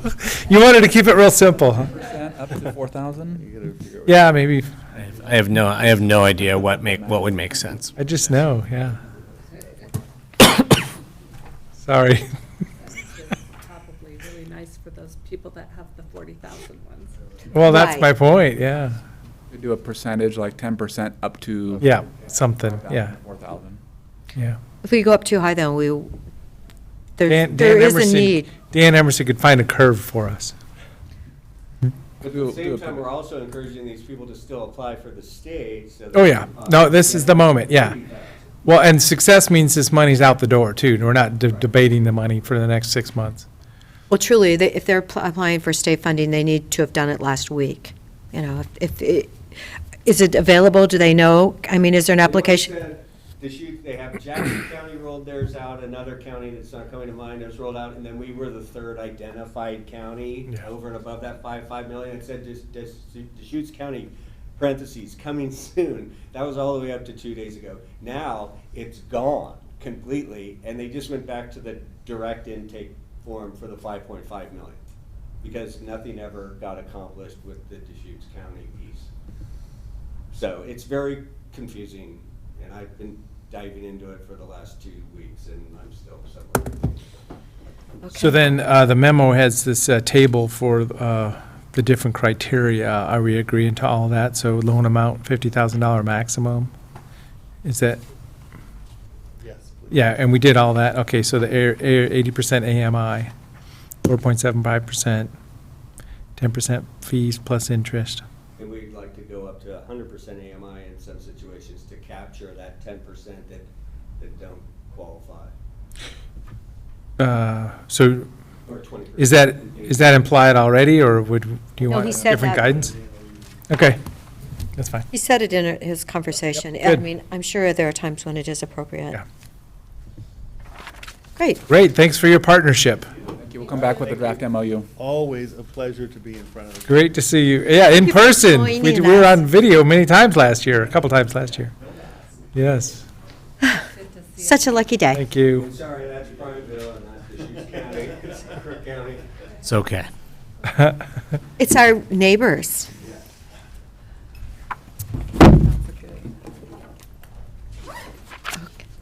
Okay, now we have special funding requests. And let's see, Laura, are you going to handle this? Or do- You get me today. All right, thank you, Commissioners. Laura Skundrick, Administration. So this year, there are several external funding requests, and we've gathered those requests for you here today for your review, as well as providing you with a couple presentations from 2 of those organizations. So, as you can see in your packet materials, you have the requests in front of you. And then if you have any questions, we can start with that. Otherwise, we can get started with our first presentation. Great. Thank you. Yes. So first up, we will hear from Alfalfa Fire District. They are requesting $150,000 for the help with the construction of Station 901. And we have Chief LaValle here with us to present. Yes. Thank you, Chief, for joining us. We just heard about your wells. Well, in Alfalfa, we're 810 plus. So 800 to 1,000? well, most of the quotes that I've gotten in the last couple of weeks for wells out there, they're 800 minimum. So, and we're looking at anywhere between $40,000 to $50,000 to drill those, and that's without the pump. You add about another $7,000 to $10,000 with the pump, and that's, you know, the previous folks talked about, you know, variances and that. Well, when they start punching wells, if you guys are familiar with those, if they come up short and they need more concrete or more sleeves, and that obviously goes above and beyond what, you know, they had put in their quotes for anybody to drill a well. So really what we're asking for, and I'm not sure if you guys all have the proposal in front of you. Really what we're asking for is stuff in our fiscal year. We get about $147,000 to $150,000 in tax revenue. We have about a $50,000 station payment we pay every year.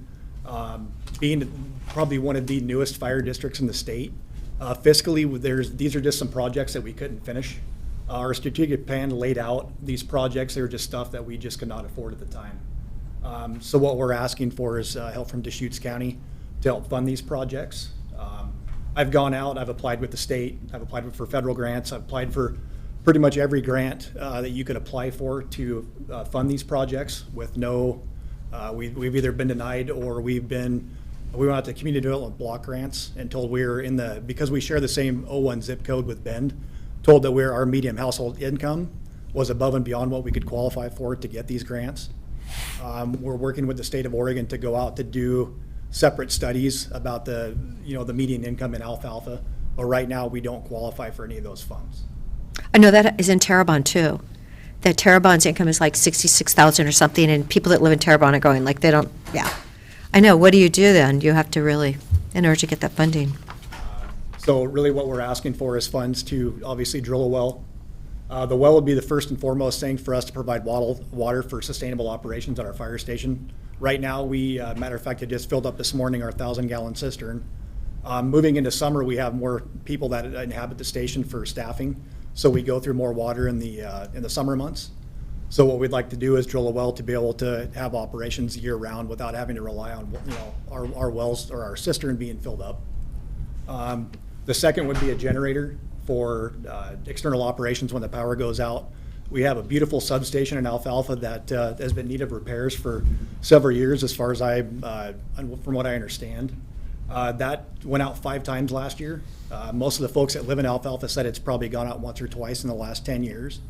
When we do that, when the power goes out at the fire station, we basically leave a man behind to manually close the doors and to make sure that if anybody comes to the station, that the station is still staffed.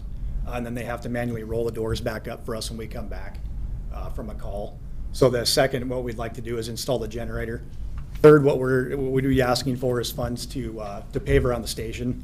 The volunteers and the department's done as much as we could to put up paving. The volunteers and myself have opened our wallets and our checkbooks as much as we possibly can. We've put a lot of money into that station, a lot of work. Most of the offices and stuff that we have existing in the fire station were built and funded by the fires themselves.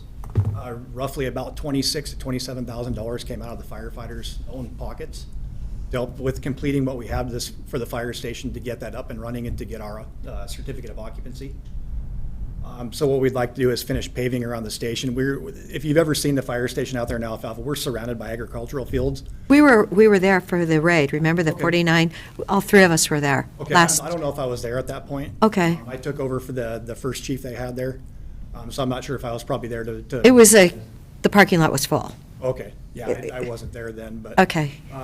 But we get the nice weeds that blow in, and without having pavement, literally, just before I came here, I was out weeding around the station to try to knock down a lot of the cheatgrass and tumbleweed. So what we're asking for is those funds to help, at least, it probably won't pave all of it, but at least get a large portion of the station around there paved. The paving poses a big issue for us too, also because we send our firefighters out of the district to train, only because the fire hose that we purchase is expensive. When you go dragging it across gravel all the time, and we train 2 to 3 times a week. So when we drag that hose across gravel, it ends up blowing holes in the hose, and we end up spending more money to replace fire hose. So, that's kind of it in a nutshell, really, unless you guys have any questions. Sounds like that adds up to more than $150,000. So, yeah, with the cost of fuel increases and stuff, when we first made this ask, then, I'm not going to get into politics, but we all know how the economy's gone. So the cost of everything has gone up substantially. What we're still asking for is the $150,000, and we'll make that work with what we get. If we drill the well, and we put in the generator, whatever's left, we'll use to pave, but we wanted to keep it within that $150,000, so we're not coming back and asking you guys for more money. We wanted this to be a one-time ask of the county, and only because we have exhausted every other option to this point. Could you explain a little bit about your whole water system? So you wells, cistern, fire trucks that need to be filled. So right now there is no well. So what we have is a 1,000-gallon cistern. Mm-hmm. We have agreements with the water district, with COID, and also with Avion to be able to fill up out of their hydrants. Basically, in essence, when we have to fill up one of our engines or one of our tenders, we run from our fire station down to Brasada, fill up from a fire hydrant, and come back. So if there's any type of fire operations, the water system in Alfalfa, that's a whole nother separate the infrastructure conversation, but there is no hydrants in Alfalfa. So when we need water, we have to go get it, haul it back. The water that's put into the cistern is mainly used for flushing toilets, for just general water needs. We don't wash any of our engines with that water. Basically, if we want to wash an engine, we pull one of our pieces of equipment out, we pull a hose off, we wash our engines, we wipe them down, and we put them back in, and then we run rigs back down to the hydrants to fill them back up. So there is a community water system in Alfalfa, but you're not connected to it, or there's not a community. Okay. We're predominantly wells and cisterns out in Alfalfa. Right. So the only real water supply is down at the store, and that's more of a commercial operation for people to haul water to their cisterns. Okay. So did you say you had to go to the hydrants in Brasada then? Okay. How far away is that? It's about 7.5 miles from the station. Okay. You could use the alfalfa store water, it's just too expensive, is that? We the- used to, and the gentleman that owns the store is one of my firefighters, so Yeah. we used to be able to use that. Most time, if there's an emergency, it takes too long. It's actually quicker for us to flow. run to the hydrant. Yep, got it. And get the water versus sitting there underneath their pump system to try to fill things up.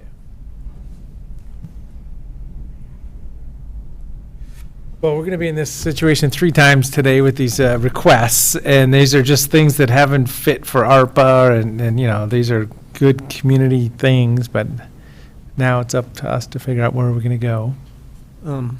Could I also go back to, so you said you're trying to kind of parse your component of the 97701 zip code off to demonstrate the federal grant program that I immediately think of is the USDA Rural Development Community Facilities Program, but I can see how So we've already being, applied for that. yeah, being lumped in with that, with the overall zip code, it would be a problem. So when will that study be completed? So when we talked to OSU, they told us probably sometime after the first of the year, they could get started on it, and then it probably wouldn't be completed till probably the end of fiscal year 23 or 24. And OSU is doing it? That's one of the people we reached out to as far as the studies are concerned. Okay, well, we should get a special deal and have Terrebonne have the same thing done, because they've got the same problem.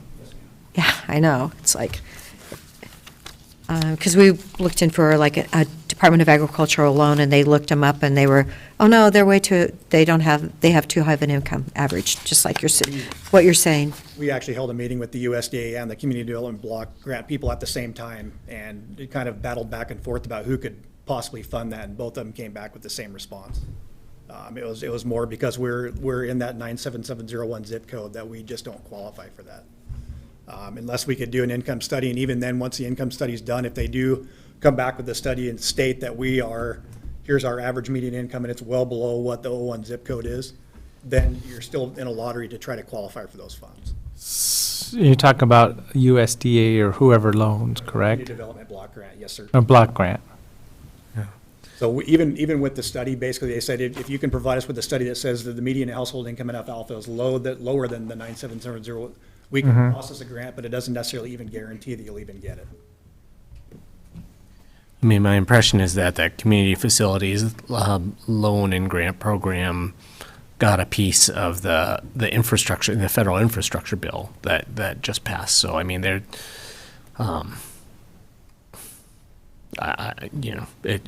it'll take as long as it takes for you to get that income study. But I mean, once you did, if the numbers look good, then I would think that you'd be able to secure some of that funding.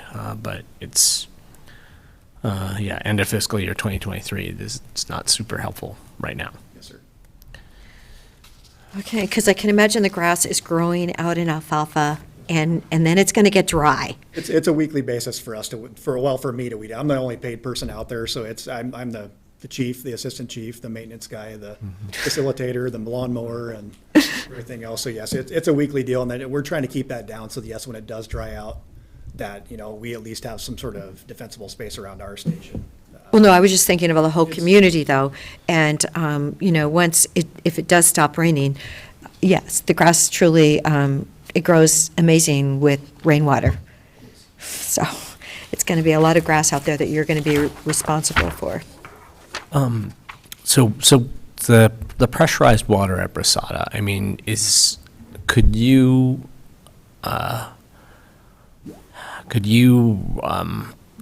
replicate that kind of pressure and those kinds of hose fittings with a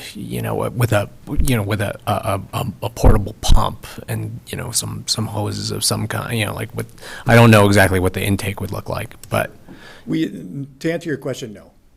With some pumps that we have, we can fill engines out of the canal. We've worked with COID to be able to use that water during fire suppression. It's not something that we can use for training or anything else. And even then, trying to find a suitable spot to get those engines close enough to those sandy banks. What we try to do is stay away from those because obviously dumping one of our fire engines into a bank isn't good for anybody. Yep. We've looked at try to duplicate, with the well to get a pressure, but the cost of the well and the pump would put us somewhere in the neighborhood of about $225,000. Because basically what we do is we put in the well and the pump, and then we have to have a 10,000 gallon storage tank to be able to replicate those pressures. Okay. So when you get your own, when you're talking about drilling a well, you're still not you're not going to be able to fill your fire trucks from that well. You'll still be going to Brasada regardless. Okay.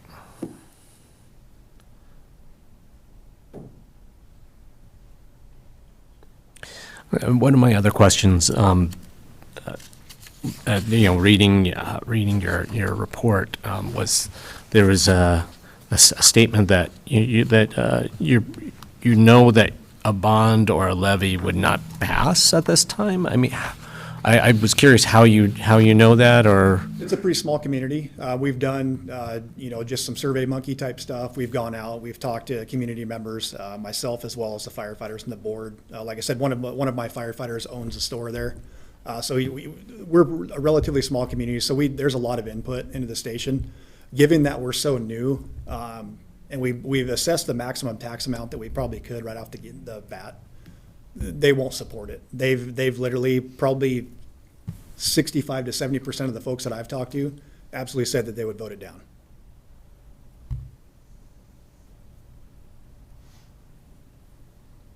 So without actually putting it on, on the ballot, and obviously that takes, finances out of our budget to be able to put that on the ballot. What the board isn't willing to do right now is to try to put that on the ballot knowing that it's most likely going to fail. You look at Cloverdale for even staffing, and staffing is a huge piece for fire departments everywhere. And Cloverdale's first attempt at that failed, pretty miserably. So 70%, yes. So when you take a fire department that's only about 5 years old, and then go out and say, hey, we've hit you guys with a $1.75 per thousand tax rate, which is a maximum amount we can assess in Oregon. Now we want, X amount of dollars more. So when you look at the dollar figures on that, at $1.75 per thousand, we get about $145,000 to $150,000 a year. To really make that work, we're going back out for either another $1 or $1.50 per thousand to really make those numbers even, feasible for us to finish projects or even staff people right now. So the community just isn't willing to pay that kind of money out there, given also the fact that the median household income out there isn't that great.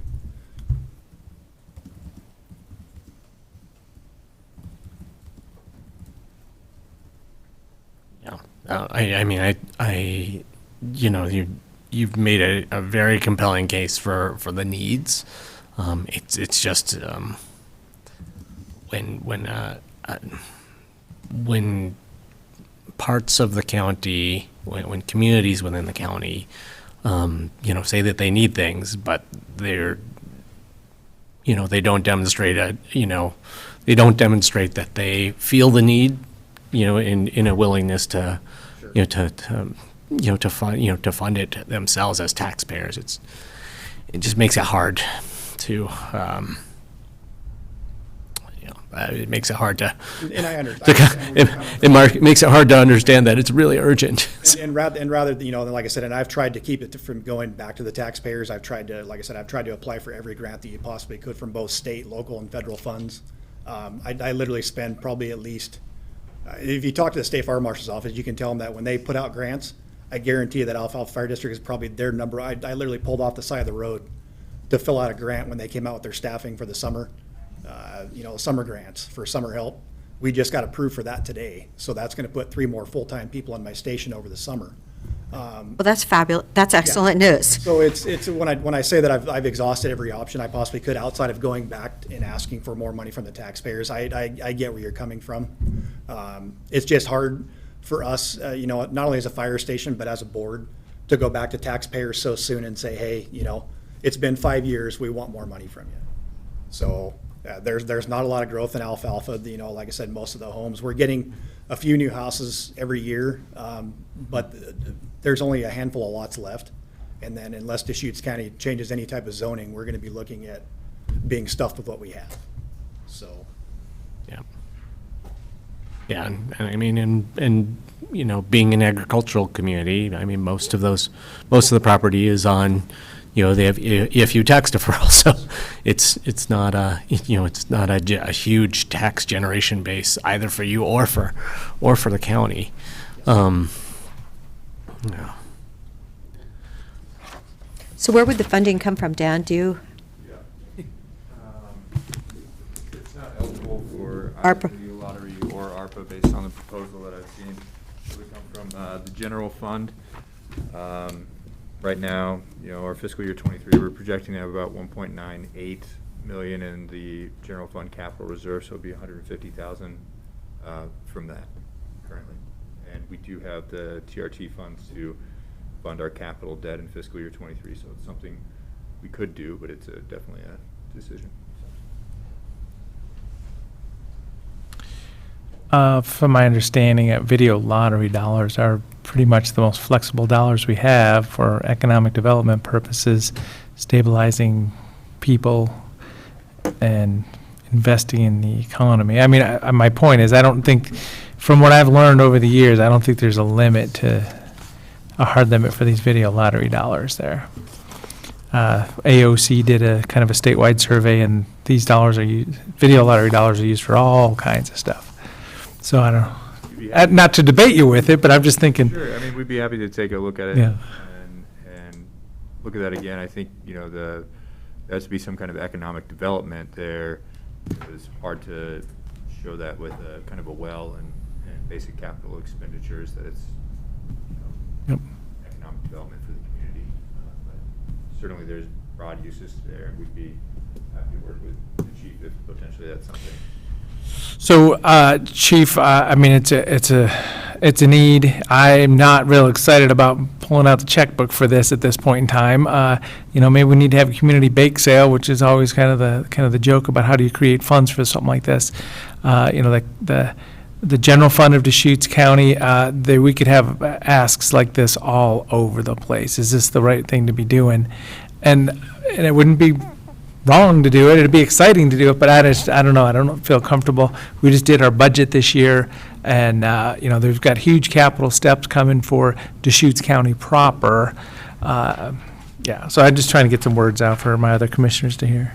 Yeah. No, the what makes this especially hard is just knowing the size of the capital project costs we're going to have in the next few years for the county between a courthouse expansion, North County, you know, development of a North County campus that's going to house expanded health services and, you know, a 911 backup and a whole bunch of other things, and you know, a parole and probation building expansion. We're looking at taking on a pretty substantial amount of debt for the county just in, you know, starting next year. So to kind of, I mean, we would be pulling $150,000 out of what little capital reserve we have and basically tacking that onto what we're going to be borrowing. Okay,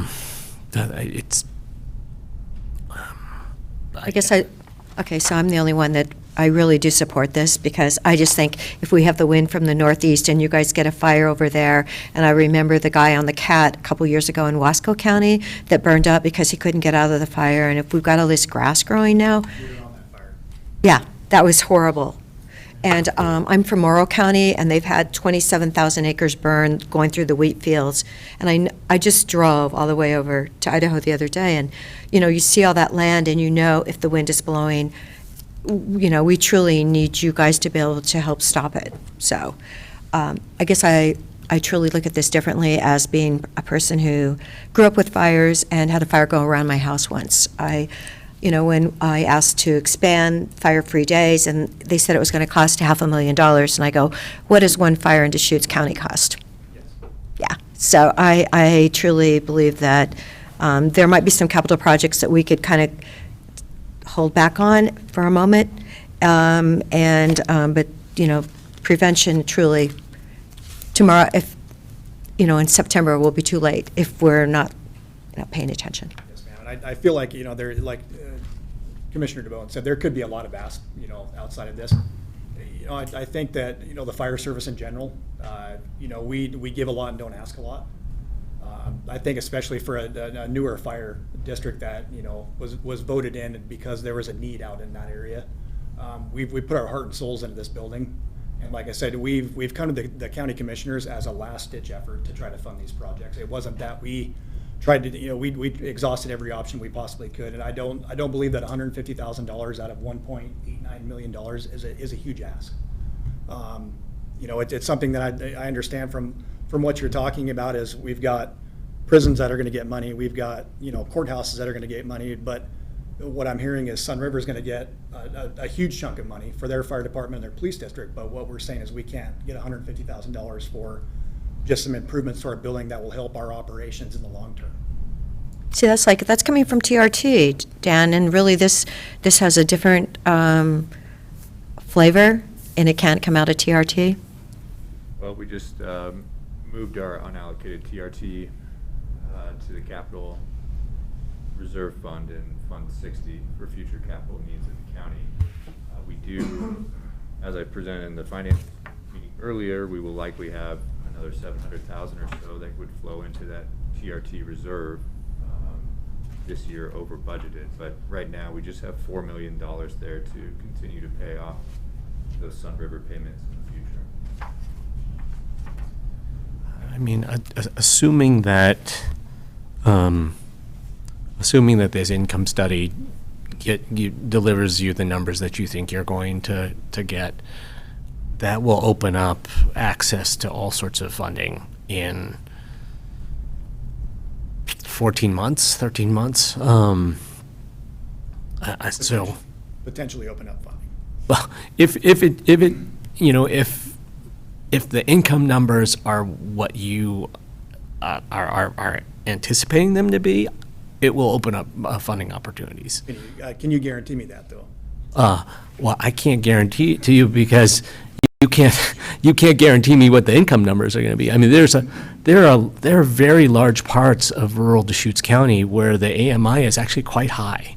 So I don't have a good enough feel for, I don't have a good enough feel for how those numbers will shake out in the alfalfa area.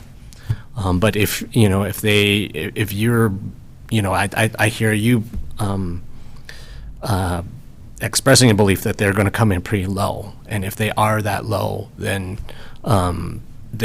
I do think that you have a very good chance of securing state or federal funding. And what I'm trying to figure out is whether there's a way that we could essentially float you some funds for the next year to bridge to that opportunity, rather than making an outright grant, because it is, adding $150,000 more to the debt that we have to take, it does make a difference. And we had a raging debate at our last budget, at our budget hearings 2 weeks ago about whether we needed to raise the assessed property tax rates for the county this year as opposed to next year, which we are pretty certainly going to have to do next year. So these are not, this is not an easy, this is not an easy thing to choose to do. Sure. And when you discussed, or when you mentioned, floating capital, now say those assessments come back and they're higher than what we anticipate and we don't qualify for loans, and where does that put us? So, I mean, yeah, there's a whole flip side to this. Then I think you should go back to your taxpayers and ask them to. We probably shouldn't be yearning for documenting low incomes in an area. We should be yearning for creating a higher tide and rising incomes and more economic activity. So, let's make the future bright here. You mentioned with Deschutes County zoning for land use, it's a state system that maybe has run to ground in some areas, and we need to have a discussion about it at the state level. And not that we want to go, make a bunch of density out in alfalfa, but the discussion isn't even ours. It's a state level discussion. We have no opportunity to say, oh, by the way, we want to subdivide somebody's parcels out there. It just doesn't happen. So the density function isn't even available. So there's a lot of moving parts here. Yeah, I'm not interested in debating anymore, but I would love to talk to the board a little bit about this. What's the future? I want to make sure you have a ready and responsive crew for if there's a fire event. So, I mean, I am not against that. It sounds like you keep the tanks full, and yes, you don't have running water, or you do have some running water, but you don't have a well to fill it back up. Thank you very much today. Commissioners, I'll just offer one perspective, if I may, just briefly. Please. And that is, as I look at the properties, but a good section of it is zoned RR10. As I look through a lot of the properties, most of them are 4 acres or about 4 acres or larger, meaning most of these properties will be eligible for rural accessory dwelling units when those come online. So that will increase the tax base if some property owners choose to build additional dwelling units. So that is one element that could have an impact. And I can tell you, Nick, that if you're looking at an aerial map of alfalfa, Yeah. most of those lots, those people can't afford to build any ADUs. Okay.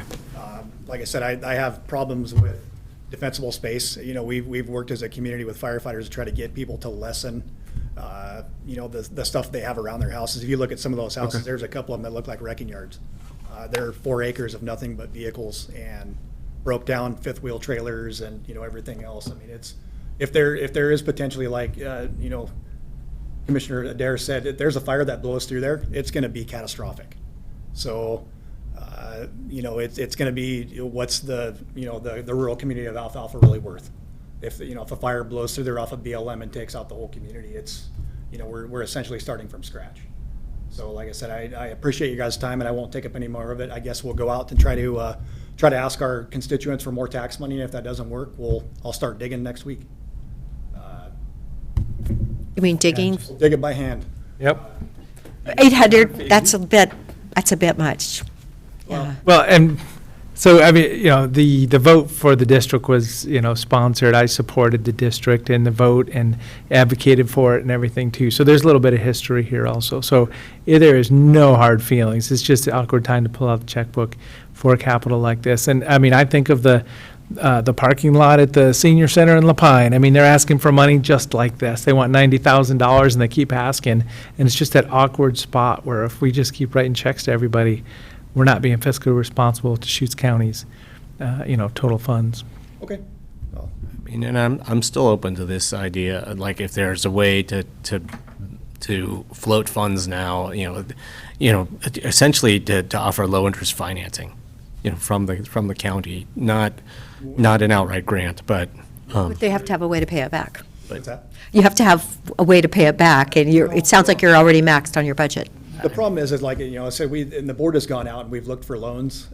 Really what it is, the interest rates are climbing. So depending on what the interest rate that you guys would want asked back, I mean, obviously, there's wiggle room in there to make payments on a loan, but it isn't $30,000, $40,000, $50,000 a year. I mean, I've almost even considered giving up my salary to fund these projects and just work there for free. Yeah, no, I mean, again, this is in my mind would be placeholder money until this state or federal funding comes. So I mean, I wouldn't, it's conceivably something that could be offered on a very low or zero interest basis, because we money that we have, the revolving funds that we have that we don't need right now, but we'll need next year. We're not earning a huge amount of we're not getting a huge yield on that funding anyway. And that's something that I think that even my board, I have a board meeting on Wednesday, I think that they would be open to. Like I said, even we've looked at refinancing our building, looking at some other options to help fund these projects. It's just with the way that we're sitting at like a 1.28% interest rate. So when we took out the loan for our building, we got a super low interest rate. Right. So in order for us to refinance, you're looking at 3 to 4%, which over the next 20 years. Just kind of give you a background, that loan that we pulled out for that building is on a 12-year loan. So it's really, we're making huge payments for a short amount of time. I wasn't part of that loan process. I questioned that from the day I came in and took over as chief, why we went for such a short amount and didn't go over longer. That wasn't my decision to make at the time, but I would, if the commissioners would consider doing something to where when we pulled the reports from OSU or some other funding sources, that maybe we could pay that back over a certain amount of time. Really what we're looking at is, I've had several, times where I've had folks in there, last winter it was cold. We had people in there that were trying to stay warm. They're living in fifth wheel trailers in alfalfa. They go to flush the toilet and there's nothing. So I've got to go in, I've got to get into one of my water tenders with a 5-gallon bucket and, do it the way we did in 1810, and we put water in the back of the toilet and, flush the toilet, and then we have to wait for somebody to deliver us water. So, we've looked at even certifying one of our water tenders to get it to where we could haul water for ourselves, but it's just, the cost is too great. And what year are you in that 12-year loan term? We're 10 years left.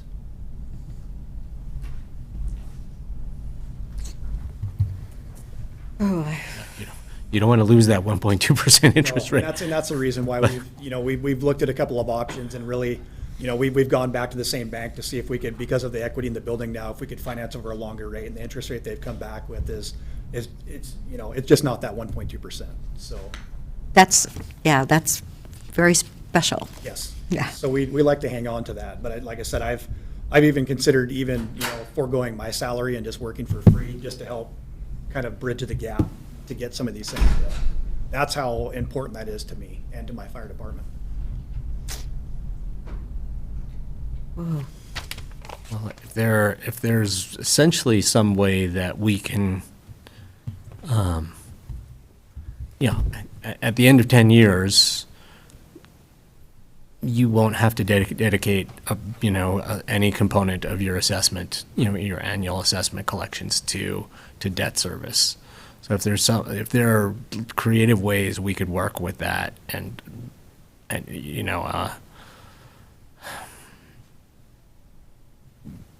to provide some kind of like short-term assistance now and have receive repayment, at the end of your 12-year loan term, I would also be open to looking at creative ways to work at that. Sure. I don't know what that looks like, but I'm sure there's financial minds that would have some ideas. I mean, theoretically, if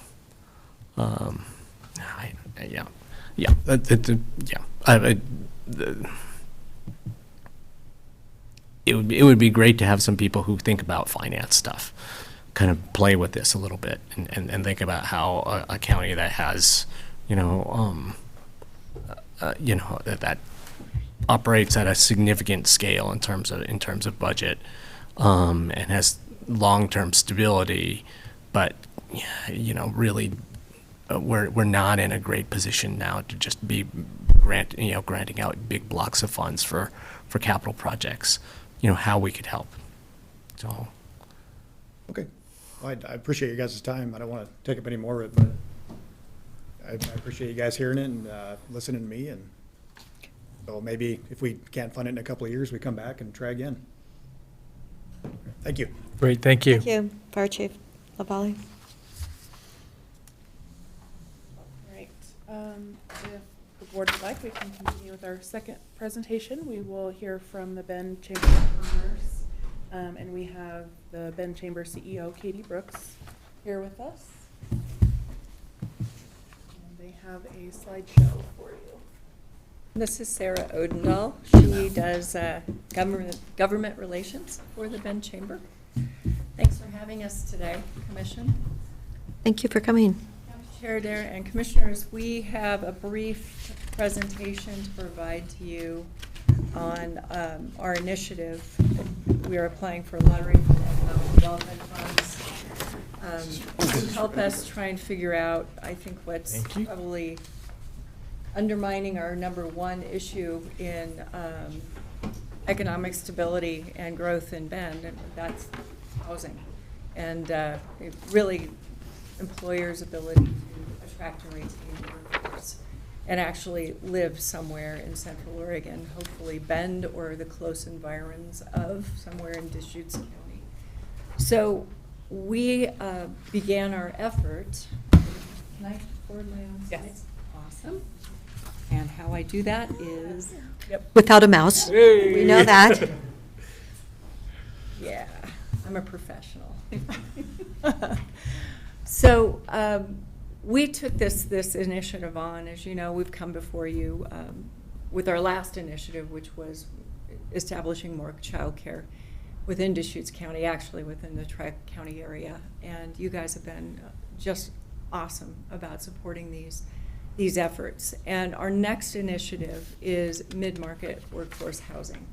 Now, this is a multi-year initiative that we have started, and we suppose, I don't know how long it's going to take to fix, but it's really time for solutions. And what we're trying to do is on several fronts. First of all, we began all of this, and we presented last fall to you our poll on how folks are thinking about whether or not we have a housing crisis. That was the big duh moment of the day. But it was also, what do they think, especially within the confines of Bend, that we should be doing about it? They got back to us with, well, I guess we're supportive of density. We like it more when it's done in a thoughtful way.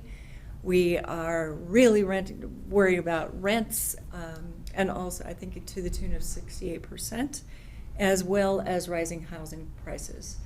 So we plan on doing another poll this coming fall.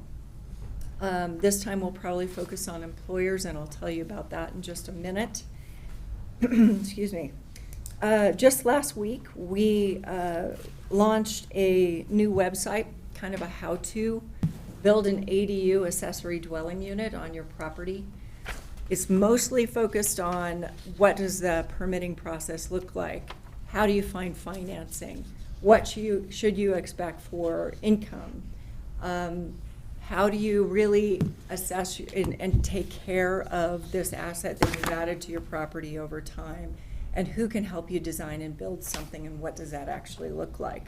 We're waiting for the county to have more clear guidelines on where you can put ADUs on outside Bend land. We'd love to include a template or a step-by-step permitting process that's suited precisely to Deschutes County as well. We partnered with the city of Bend to make that happen.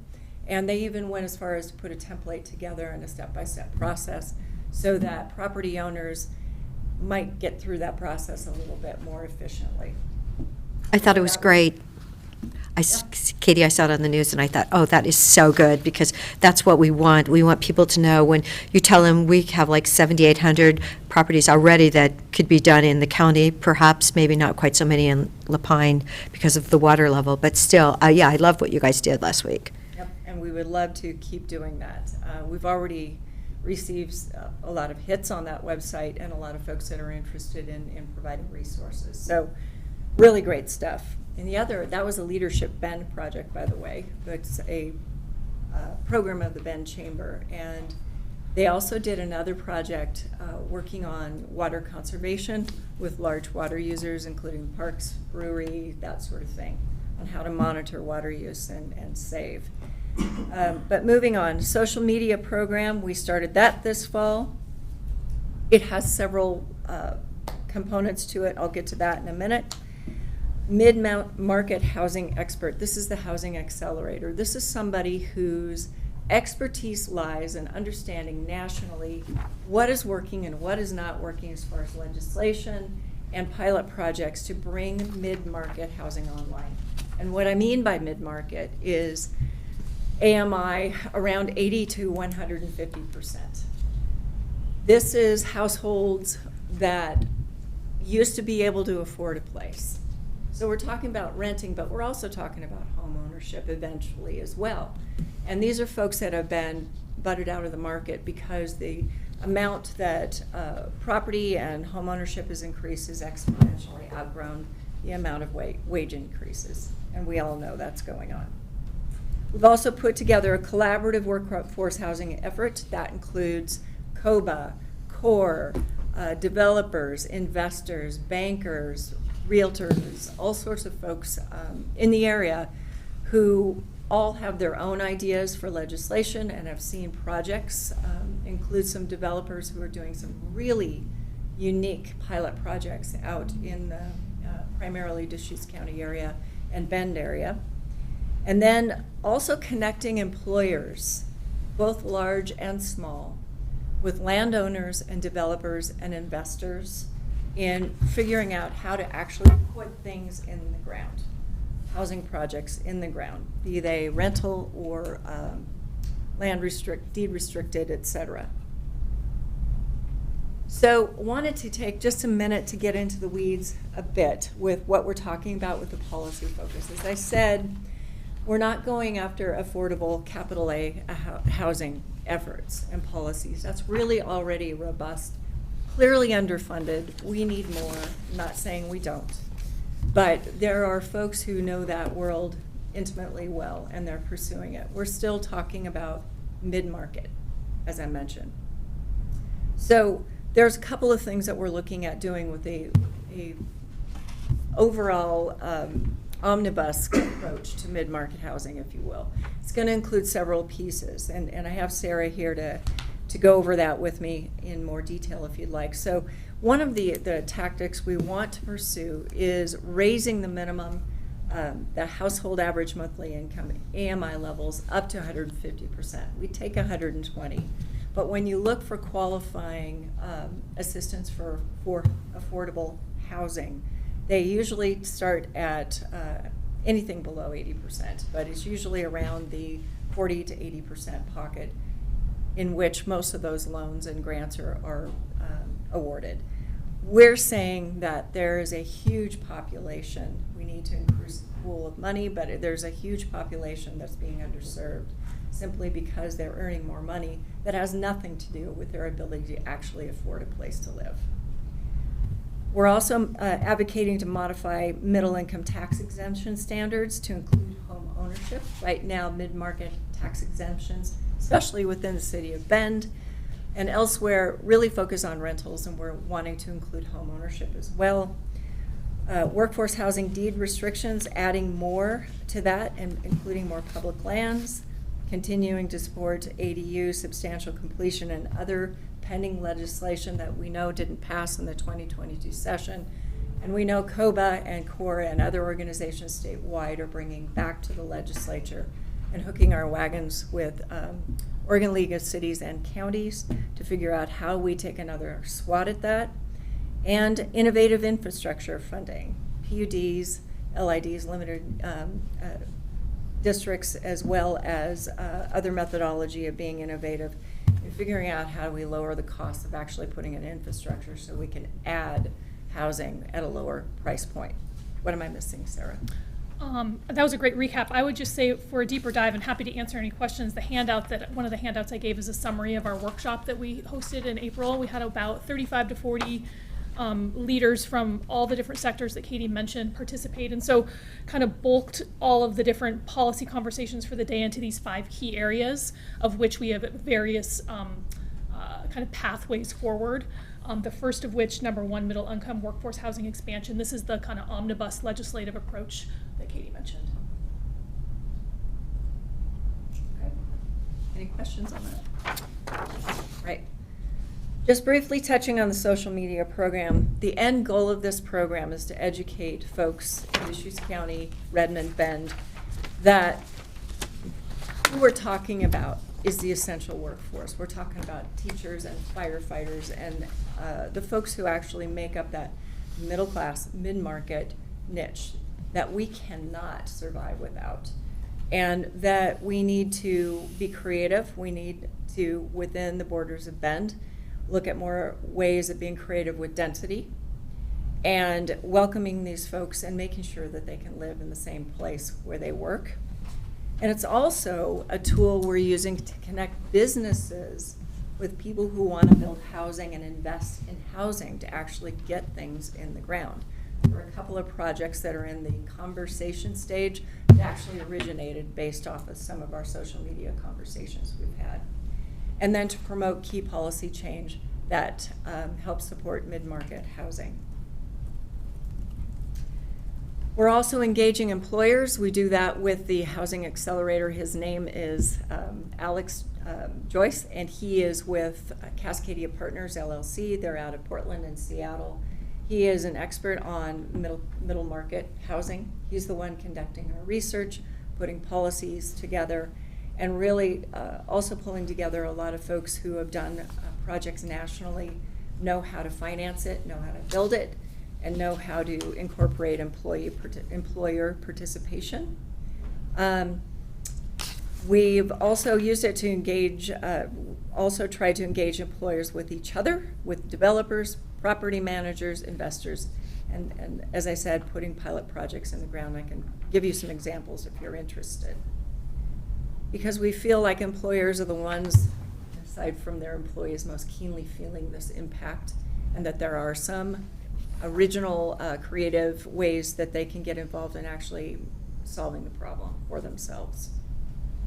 So this is a snapshot of funding. We've raised almost $70,000 so far, private sector dollars, trying to get us up and running. The hard costs that we have taken on is consulting fees. We do have some key staff support, which we've been supporting. We've also added the ADU website development, annual survey hard costs, lobbying and advocacy support, events, workshops, social media. So the total is around $133,000 to put this project together on an annual basis. We're planning on raising private funds and sponsorships as we go through. And the request to County Commission is for $50,000 to go toward this. We plan on spreading that out, at least for the first 2 years. This is something we're perpetuating through donations to our 501c3 through private sector as much as possible. And as we bring more employers online, that is how we propose to fund it for a 3-year time period. So what we really want to do is figure out something that has teeth to it, where we can actually see some things go into the ground, some policies that help make that happen, along with really monitoring our progress over time and taking good data to measure our success. So that's my presentation. Do you have any questions? I would like to hear about pilot project examples. You mentioned you had some examples to share if we were interested. There are several examples. I've been working as a mediator between St. Charles and several developers and investors and property managers to look at different ways of using other people's money and hospital property to build housing and childcare over time, and having somebody else management. One of the things you find from employers, both large and small, is even if they're willing to look at donating their land as an asset toward the end result, or if they want to be an investor, nobody wants to manage the property after it's been built. So I looked nationwide and found a couple of folks, as did Alex Joyce, with different organizations who specialize in mid-market employer-backed housing and managing it over time, identifying investors, working with local and national developers who actually know how to build or retrofit existing facilities. I've worked with 2 or 3 different employers in town who are actually interested in pooling money on small lots that look like maybe 30 to 40 units per lot for rental purposes to divide up among their employees. They don't want to manage it either. There's another property near Pilot Butte that is a equity share property that is based on AMI 100%. So you're looking at in Bend and Redmond, I think that's around 80,000 average household income for market priced housing that you commit to 3 to 5 years. At the end of that term, you get what's called a rent rebate, which is basically an equity share check that goes toward a down payment for your own home. And it's backed by a nonprofit. So that project is in the works. It's in its permitting application phase right now and is moving forward. So those are a few examples. And there are many others with really great organizations like CORE and, Habitat for Humanity, who are really putting in mid-market housing, unaffiliated with AMI, with deed-restricted properties, where the deed of the land stays with a land trust, and you buy the house on top of it, and that perpetuates over time over different ownerships. That keeps the housing at a price point that's accessible to folks who make a middle market income, because you don't own the land over it, but you have the use of the land and you own the physical property on the top of it. And that's another thing that a couple of other builders have been looking at, and I know that the Ben LaPine School District is considering this. I know the Stevens Road property and several others. So there's a mosh pit, if you will, of different ideas that are out there. And frankly, there isn't one that's going to work by itself. It'll take a whole bunch of these. And I think we're in the phase of innovation and of actually stealing great ideas from other people more than anything else and trying to implement them. I'm trying to be the conduit of figuring out where that's happening, what legislative pieces bind to them to make them more feasible, and how do we get the right players here to make them happen. So Katie, do you know how many ADUs were actually built in Bend last year in 2021? I don't. I mean, I'm just wondering, you did this fabulous website. I was really excited about it for the county, for all of our amazing opportunities. But how many ADUs have actually been built in Bend in maybe like the last so many years? Is this a market that it's already been tapped out? Everybody that would even think about doing it, they've done it. Of course, we have donated to Habitat and CORE. They're at the top of the list. Yeah, they're awesome. Yeah, they do great jobs, and they make a difference. Great for families, great for people that want to work. So I just was wondering if we could get some kind of okay, this is what Ben has done. They've done 500 a year, and it's still going strong. Is it already done? Yeah, I would argue it's in the hundreds a year, and a lot of that's new build. A lot of the new properties that are being put in place. We did a news conference from one of the Leadership Bend project people who's building an ADU on our property. We, on Friday afternoon, mailed 4,000 cards to property owners that do not have ADUs. Oh, great. On there. Fabulous. Who we know qualify. It was a direct mail program that we paid for through the chamber. Oh, thank you for doing that. I think that's really smart, because we have like 2,000 lots that don't have a single-family resident on them yet, but they could actually build an ADU and the single-family residence, which I think is pretty amazing. Please, realtors, please advertise it that way. Yeah, and Chair, we could do that as well with county properties. Once we establish kind of the process that you folks want to go through, we can do a direct mail to the folks within the county that would also qualify to at some point. But there were 4,000 in the city of Bend then? Yes. Was it Redmond too, or just Bend? Bend. Just Bend. Okay. Well, that's a really outstanding opportunity. Some quick Google searching, because the power of the internet while we're here. Oh, well, thank you so much. 702 ADU applications have been approved since 2001, with just over 500 since the city eased the restrictions in 2016. So I would certainly fact check that, because that just was the first data point that came up, but just kind of gives you a global perspective. 782 since 2001? 702 Okay. approvals. Approvals, okay.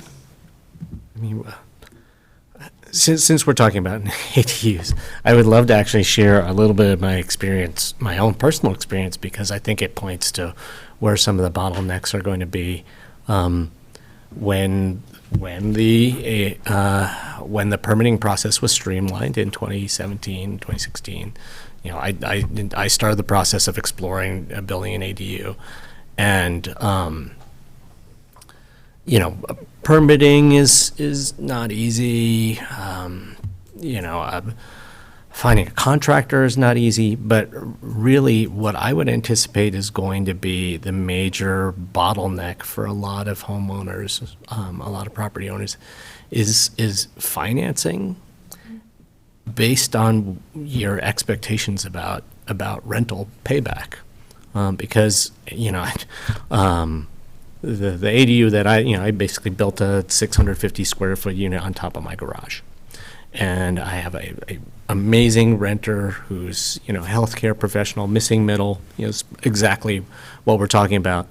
But that project isn't going to pay itself back for years. So while helping people understand that they can do this, helping them understand what the pathway is going to look like, are all really important things.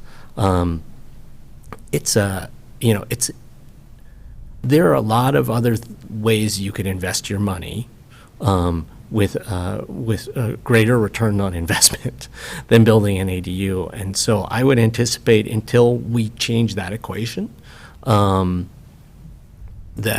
we will probably see people, the people who will be highly motivated to do this will be the people who have the kid that they want to, come home from college and live not in their house, but nearby, because they want to provide them a place to live. Or the aging parent, unless there's a person that you are thinking about, like, oh, I really want to create housing for this person. Thousands of people aren't just going to jump on the bandwagon, because it's not the greatest financial investment, and you have to feel a passion for contributing to to the housing supply in your community, and in a particular way. So this to me points to the need for in some of the research I've done on mountain destination communities across the West, they're actually helping with financing for ADU construction, because these communities understand how badly they need those units of housing. So at some point along the way in the discussions of ADUs within the city, I hope we'll be talking about that.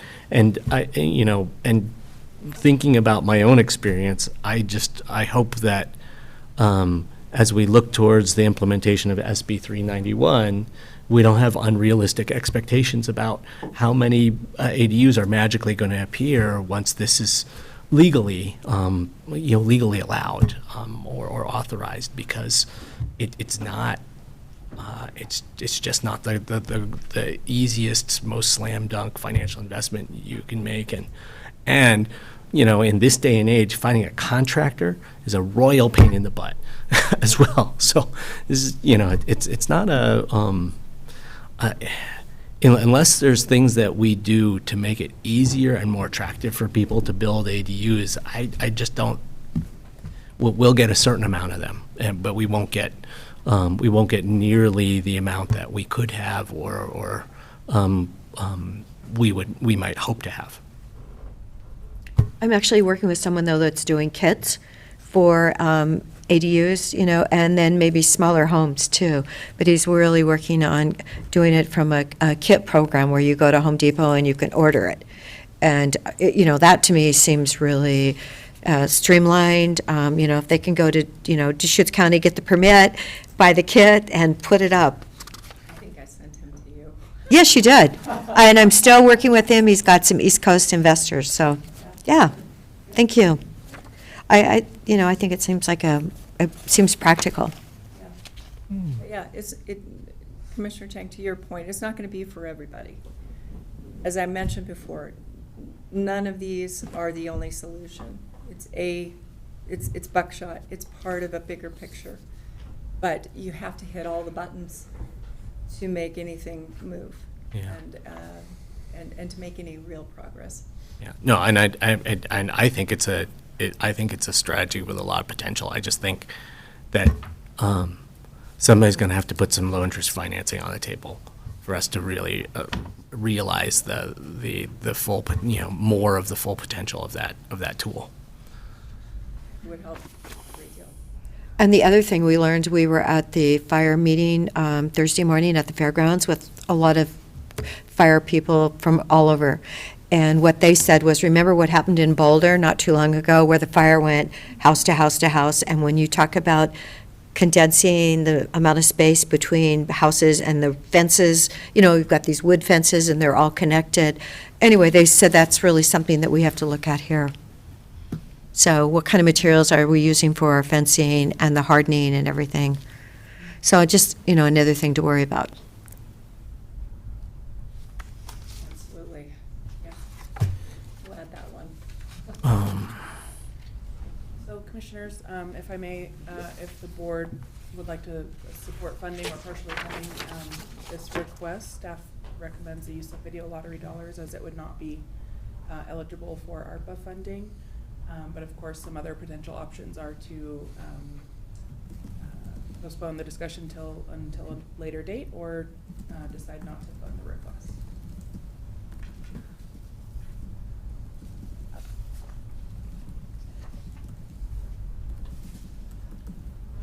I think it would be from the perspective that a big piece of the work being proposed here is legislative. I think it would be good for us to make a decision sooner than later so that the Ben Chambers contractors or staff can be ready for the legislative session that's only a little bit more than 6 months away now. Well, and I agree with that. So I want the Ben Chamber of Commerce to be our partner in advocating for housing and legislative partner in this. I'm hesitant to think that we want government to help pay the private chamber to tell us what to do. And I'm referring to us as government, but I want to be a partner with the chamber to go to the state legislature and say, hey, we need some other opportunities here. And my vision is a private property opportunities, a house on a lot, and I don't know what sizes, but with a front yard and a backyard. I'm not real excited about densifying. It's a city thing, and the state just wants it more and more dense. So the whole domain that we're talking in here isn't. I mean, I support the passion on this. I'm hesitant to fund it, though, and we've had this conversation. And I'm a chamber member, and I want the chamber to be independent and strong and be able to advocate to, our legislative efforts. So I think one of the things you said, you were spreading this out over 2 years, is that correct? Yes. But you were asking for $50,000 now, but you were really going to use it over a 2-year period? Is that? And Dan, the potential sources of funds for this would either be, for this request would either be lottery dollars or a general fund. Yeah, I think we're trying to stick with just video lottery. Yeah, it's not eligible for ARPA due to the AMI is higher than Right. the low income threshold set by the Treasury. Right. Commissioners, if I may, I think something to underscore the legislative component and the timeline that Commissioner Chang mentioned. We all know it takes such a broad coalition, to your point, Commissioner DeBonne, to pass legislation. And so I think Katie's vision is to have the chamber be the convener of that, knowing that this work is taking place already in so many disparate areas of the state. So taking a look not only locally here with Central Oregon, but then how do we scale that to a statewide impact, knowing this is statewide legislation. That is time is of the essence to do that. And so I think by having a convener and by having support for that convening body is going to hopefully get things moving along in a more expedited fashion. So, I'm sorry. No, go ahead. There's a vision I have here. I mean, the day that Deschutes County has a position on a bill for housing, and the Ben Chamber has a vision and a position on a bill for housing, and then some legislator says, oh, well, didn't Deschutes County help pay the Ben Chamber to go do that? It just kind of makes it messy. I mean, that's kind of my point right there. I'd rather have it two independent groups being able to advocate, and if we're saying the same thing, let's celebrate that. So that's why I'm going where I'm going. Well, I mean, EDCO has a legislative agenda every year, and a substantial amount of the funding from EDCO comes from local governments. I mean, and we might support those very same things. I don't have any concerns about that. Well, as I say, I mean, years ago, Ben Chamber, that was the message. We don't take public dollars, and they're very independent from the city of Bend, and that was the moment for me. I was like, yeah. So now we're here, and I'm not trying to be trouble with this. I'm just trying to explain why I'm where I'm at. So I see this as a collaborative effort. I think it's a public-private effort. I think we all will benefit from an end result that looks like more housing for the folks who have jobs here. And it's not the Bend Chamber's policy anymore to not receive public funding. I think that's short-sighted, frankly, because the power of collaboration is so much more, the success rate is so much higher. And we do represent businesses, let there be no doubt. But we have partnered with the Oregon Community Foundation on childcare initiatives and on giving money away through COVID to some of the businesses here in Deschutes County, frankly, that were in need. And so I think that I would rather position us as we have initiatives that we know benefit the employers and the human beings that work for them in our community. And I'm going to take money from wherever I can possibly find it in order to make those initiatives happen, as long as they align with the same end goal. And I mean, when we're talking about this legislative work, one of the things I really like about this proposal is it's not just we're going to go to Salem and talk to the legislators. There's quite a lot of research and analysis that's going to go into the policy recommendations that come out of this chamber initiative. So frankly, I don't see a lot of other people doing that research and analysis in our community, and so I think that has unique value in some ways because we need that research and analysis to help guide us in our policy efforts. I mean, I could very well see some of the recommendations or some of the policy proposals that come out of this initiative being things that we pull into our platform as we as the county tries to go to talk to our legislators and show up in Salem in January. So there's, I am just saying that there's value here besides just having more people to show up in Salem with. So I have a question about your little financial statement. It says 2020 funding on it, on the top. So this was from a couple years ago then? And you're just bringing this back? That would be a typo. I know. And then I'm going, annual survey, that's costing $35,000 for a survey? Correct. And then who's coming up with the other $16,500 per this budget if you've only have $67,000 now and you're asking for $50 from us? Private sector. So how much is the private sector actually coming in? So far, almost $70,000. We have several contributors who are major contributors. We're grateful to Ben Broadband, Hayden Homes, and several others who have given us funding to get this up and running. I'm using the same model that we used with the Chamber when we started the efforts for the child care program. It's essentially the same thing. It's identifying issues that our members want us to bring forward. And they've got to be issues that they give skin in the game to make happen. And otherwise, I think that's where the power lies, is in coming directly from the folks who employ people here. So that's where we started our fundraising effort, frankly, and that's what's going to carry us year over year. And the reason why I'm parsing the $50,000 over 2 years is because it's a lot of money, and this isn't a one-year kind of an operation. And I'm trying to fund this between I started with the 2021 survey, going over the 2022 survey, and then into 2023 legislation. It has to span a couple of years at least. So the City of Bend actually hasn't contributed then? We have an ask-in, and we're expecting to hear any day. So what if they split the 50 with us? No, I meant really. Yeah, I could ask them to do that.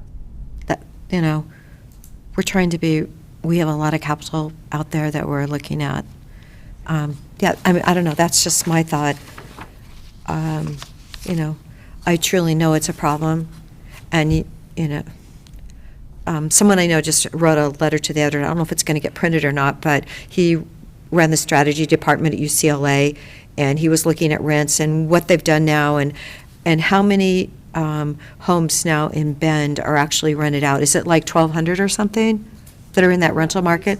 It's definitely in that ballpark. Right. So anyway, I mean, I know we need workforce housing, truly. I know it's a problem. So if we could split it with them, it's a thought.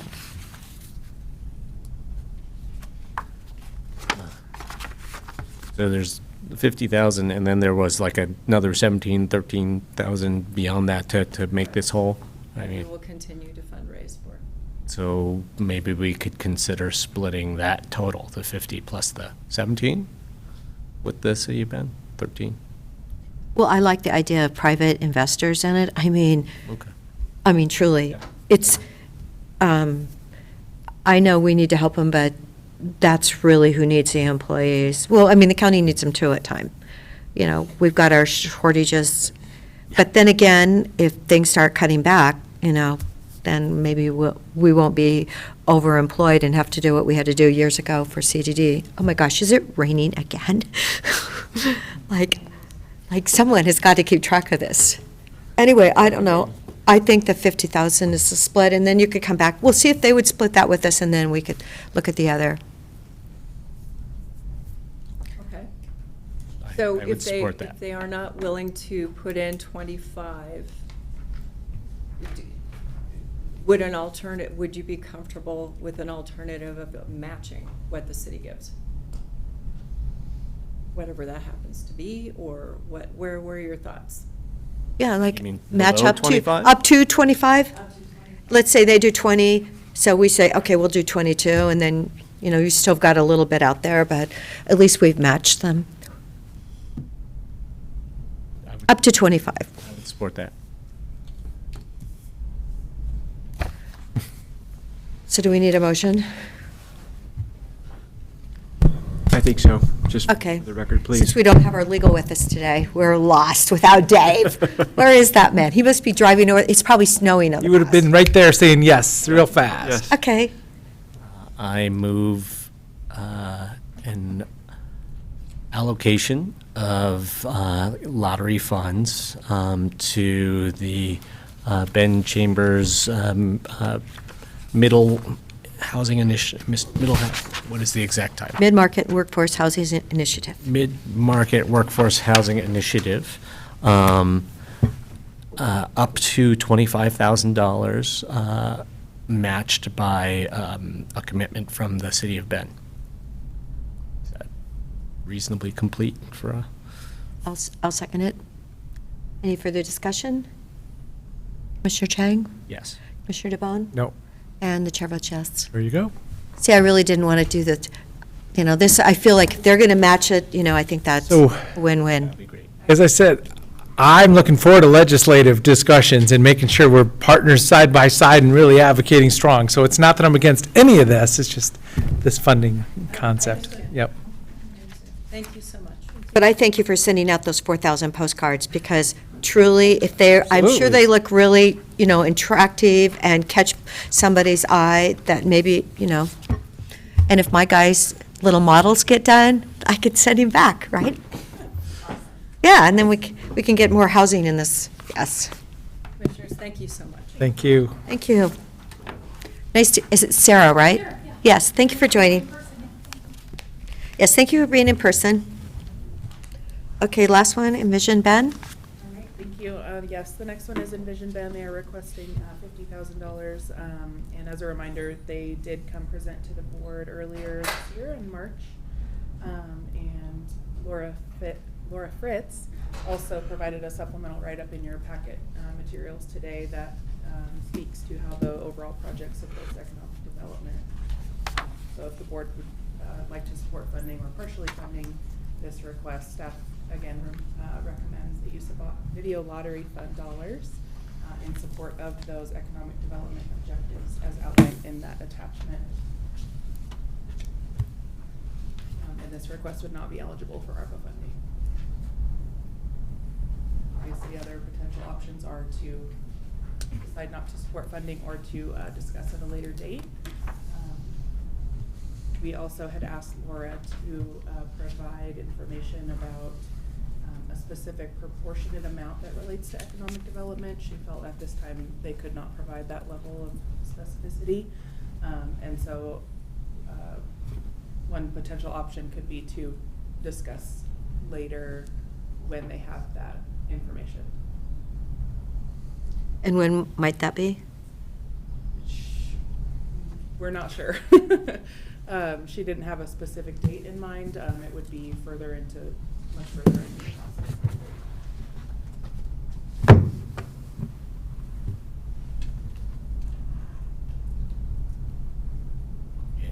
It's also kind of a hard thing to, I mean, I actually brought a copy of the earlier vision that was developed in 2006 for Ben 2030, and there is among the 6 strategic components. There's one that is specifically called a vibrant economy that calls out a number of initiatives to help to help support the economic vitality of the city of Bend and surrounding communities, having tracked that process pretty closely, I can tell you that EDCO and the chamber and other entities were integrally involved in that. So I mean, there's 1 out of 6 elements that's specifically focused on the economy, but the other elements, a quality environment, a strong community, with a focus on education, a well-planned city, which includes transportation elements. All of those things are also a part of the whole of what allows Bend to be a very vital place. You don't have good commerce without a working transportation.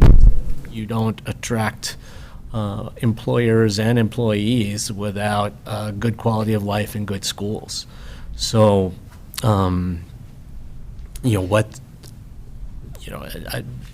this visioning effort certainly won't be able to claim full responsibility for the accomplishment of the vision elements that are laid out, that are developed as part of this process.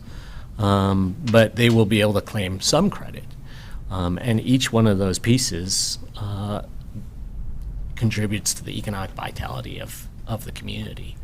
So, and you can see the same thing with like the Sisters community vision. There are things that are very directly economic development elements, but there are also a whole lot of things that just contribute to a well-functioning, high quality of life community, which is part of what makes Sisters an economically vital place.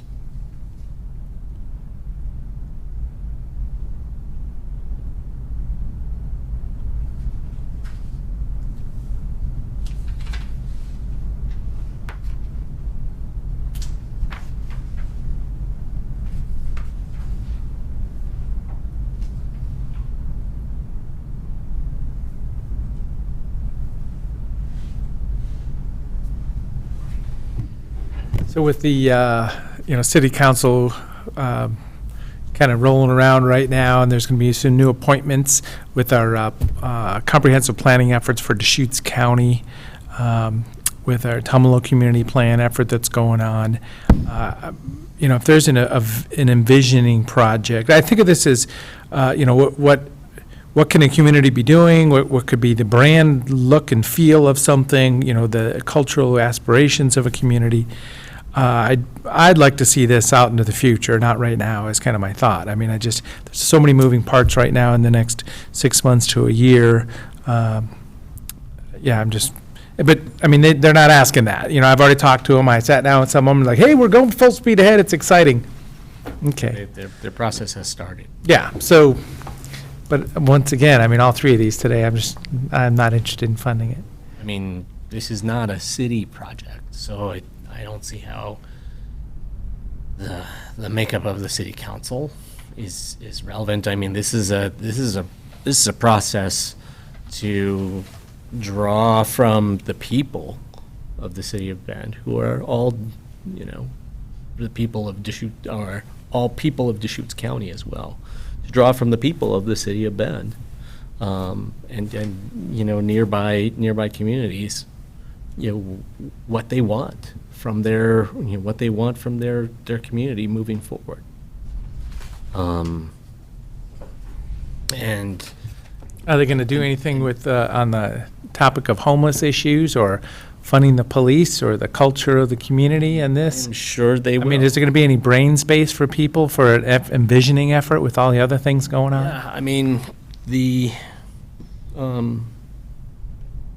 that's my point. You know, to debate it. Like, they're not going to use these same six, they might use these same 6 categories, but, you know, safe, healthy people, a vibrant economy, a strong community, a well-planned city, creative learning culture, and a quality environment. Those were the six elements, you know, the 6 kind of pillars of the Bend, of the 2030 vision. And I would certainly anticipate that this effort is going to be comprehensive in that way, in the same way that the effort was comprehensive back in 2006, speaking to the big issues of the day.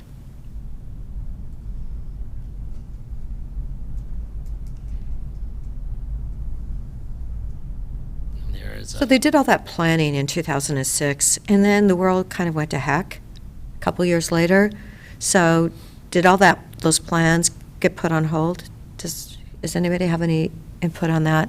No, I mean, because I know, CDD had to start laying off people, in 2009? Is that when you did, or 10, 11, somewhere in there? 8 is when they started, when CDD started, but I think. There was something in the range of 120, 130, 140 specific action items that came out of this 2006 visioning process. And last I had heard, probably about 85 or 90% of those actions had been completed. And again, you know, the Bend 2030 can't claim all the credit for those things being implemented, because clearly they were things that a whole lot of people in the community cared about. But, you know, what Bend 2030 could claim credit for is, you know, elevating those things in the public's attention and creating focus on them, and, you know, cheerleading and helping to do some of the kind of strategic partnership development that resulted in those things getting done. Yeah, it's not like a vision. I mean, as I'm sure you've seen with the sisters visioning process, a vision isn't like it's not like a plan in the sense that, you know, like, here's your instructions to build, you know, your IKEA chair. Like, it's not you know, visions don't work at that level of detail. They identify big initiatives in the community that need to happen, and then hopefully they happen, and having those things identified in a vision and having people kind of line up behind them increase the probability that they will happen. Well, I know one of the first things that Sisters Visioning wanted for the surveys was to get an urgent health care facility in Sisters, and you know, I don't think St. Charles is in a position to do that. The numbers aren't there. But, I mean, that was like the first thing they wanted, you know, and it's like, yeah. But what else is in there? And how much Well- progress have they made on some of the other things? Right. You know, like that isn't that the park in the middle of downtown, wasn't that a vision element? You mean transferring the school over to be a senior center? No, the park. Well, that's really what they want. Well, there will be vision elements that take longer, and then there's quick wins. And the fact that those things have been identified in the vision, don't those increase the probability that they will happen at some point? So Laura, here it says that they are saying the total cost is 300,000. Are they waiting for the last 50,000 from us? Or where are they at with their fundraising, do you know? I don't know.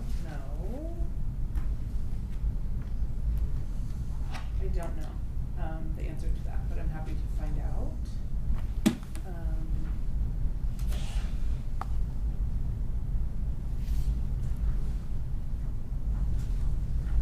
And how much is the city of Bend contributing? You don't know that either? No, okay. Yeah, well, I could bring that back after those questions were answered, but I would like to know. Yeah.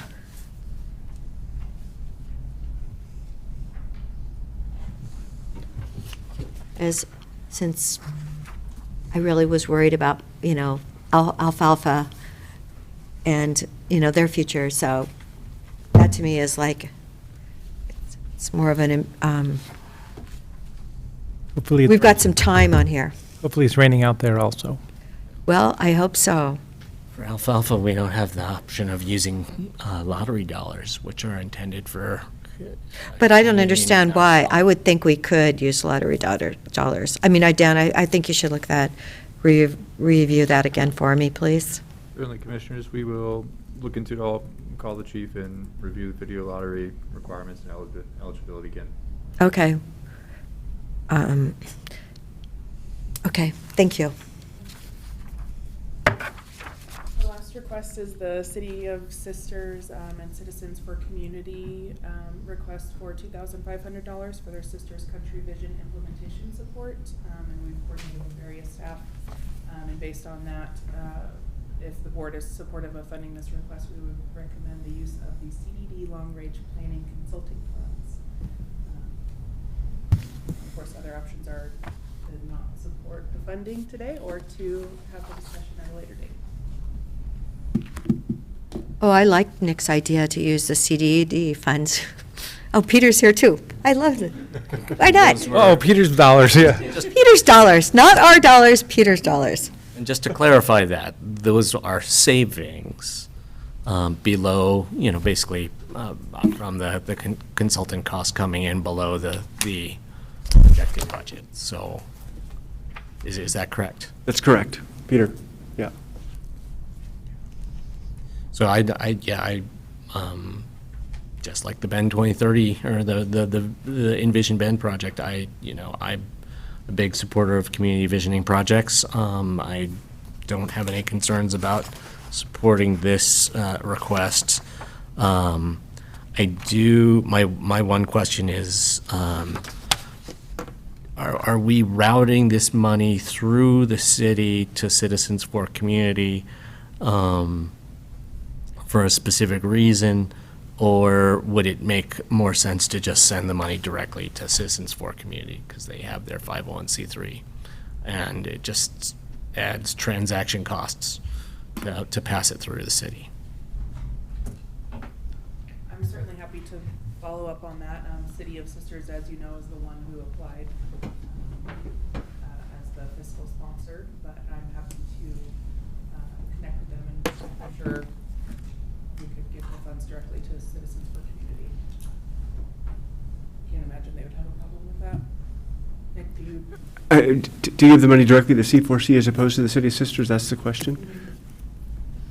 Oh, I think that's fine. I mean, just as we utilize the other dollars for a contractor, I think they're the contractor, C4C is the contractor for this project. yeah, I guess their notes are C4C will invoice the City of Sisters monthly, the city will provide, so whichever I think we can, whatever the board approves, we can make that happen.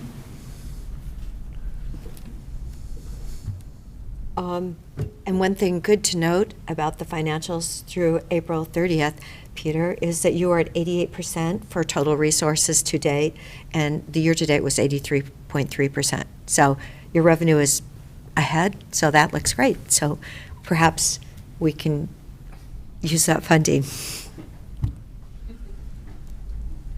But what about their, remember they needed to have their reserve, and it wasn't quite up.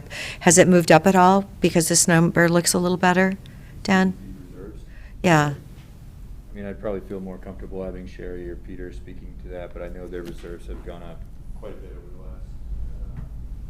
the last year, their reserve levels due to fees and whatnot, but you're asking based on the 88%. Well, I'm just saying they're ahead by 5%, so that's good. And hopefully, what was it, like 10 and a half months or something that we were at? But was it 2 years that were supposed to be our goal? I mean, if you want to come up, you can, but otherwise, I mean, the key is CDD's building division and electrical divisions reserves are very strong. The overall departments, less so. That's probably 4 to 6 months, whereas building is probably in the 12-month range, something like that. So they average out to that So 9 to 10 months. Okay, all right. Something like that, I'm guessing, big picture. Good, thank you. Well, so for the sisters' request, this is from the City of Sisters. I understand your concept of trying to give it directly to C4C, but it sounds like there'd be probably as much brain space in understanding why we sent money directly to them, because they've already figured out that they're just going to invoice. So I'm just thinking we change their plan if we sent money to the nonprofit directly. So it may be more efficient just to leave their request clear, respond directly to the request and just leave it like that. I understand what you were saying, Commissioner Chang, but. Yeah, I don't see how that reduces efficiency. I mean, just like, having administered lots of funds at both in the public sector and in the nonprofit sector, sending funds directly to where they're ultimately going is always more efficient than routing it through a whole another entity just because. So they don't take 10%? Finance is happy to reach out to Cities of Sisters, see if there's anything that they need to do for this, for invoice. I'd be open to either or, I guess. Yeah, just whatever's the easier. Oh, we need a motion I'm on not that. trying to be negative, I'm just trying to be positive. We need a motion, folks. Somebody want to make a motion? I move allocation of $2,500 of saved funds from, what would You can probably just say, of the CDD, of the Community Development Department's long-range consulting funds. Of the Community Development Department's long-range consulting funds to the Sisters Country Vision Implementation Project, with those funds allocated, with those funds being awarded directly to C4C, Citizens for Community. I was going to be supportive of C4C or the City of Sisters, whichever is, Okay. So Or the that's a City of second? Sisters. Yeah. Okay. I'll Whichever is more efficient. That's what I was thinking. Almost certain will be C4C. I'll second it. Okay, thank you. Further discussion? Commissioner Chang? Yes. Commissioner DeBonne? Yes. And the chair votes yes. So that's all of them. We do have that ask, 30,000 from Lapine, that's still floating around, right? We do have the ask from you're referencing, I think Commissioner Adair's referencing the Lapine Senior Center. Correct. Ask, yeah, and I'd be happy to talk about that now if you'd like to, or in a future. Sure. Please do. There was also, didn't Lapine Community Kitchen also kind of just ask for a status update on their ARPA request? The Lapine Community Kitchen asked for a ARPA status update regarding their COVID impact pay, right? Additional, it was a request for I believe 80,000 for incentive pay during COVID for a few staff members, and if the board would like to hear more about that, we can certainly get them in front to do a presentation on a Wednesday, but I haven't heard anything in that direction. So I've been giving them the direction that we have not heard anything back on that specific proposal yet. Do we want to consider those two ARPA requests at the same time at some point? Sure. I thought we'd already discussed the one. They wanted us to put money on top of their salary, Yes. and I thought we passed on that, honestly.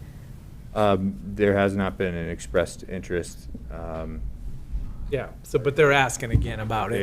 They are Okay. asking every couple weeks. So we should give them a clear answer. Yeah. Okay, so we should bring them both up then. Okay. And so the Lapine Senior Center, though, is $30,000 is their ask right now. I've asked them to, this is their second or third proposal, I've asked them to clarify that this is for food assistance only. We can't fund the parking lot, that's just not going to be ARPA eligible, but if they can attest to the fact that this is $30,000 for food assistance, specifically that isn't being covered. I know they work with a nonprofit entity that covers part of their food assistance, but not all of it. Then I would feel comfortable with that being eligible for ARPA. But this is, I think their first proposal was from a financial end. That was not eligible because they had done better during the pandemic in terms of beginning total fund balance. The second was kind of for capital expenditure, and that wasn't eligible. But for food assistance, as long as the funds are going to that, it could be eligible. 30,000. Mm-hmm. And you haven't heard from Sisters Park and Recreation, have you? I have not. Okay. All right. Interesting. And then if we do anything for like childcare, expanding our program, can we, as Deschutes County, apply for any grant funding? Remember, we set aside $500,000 for grants for people in childcare.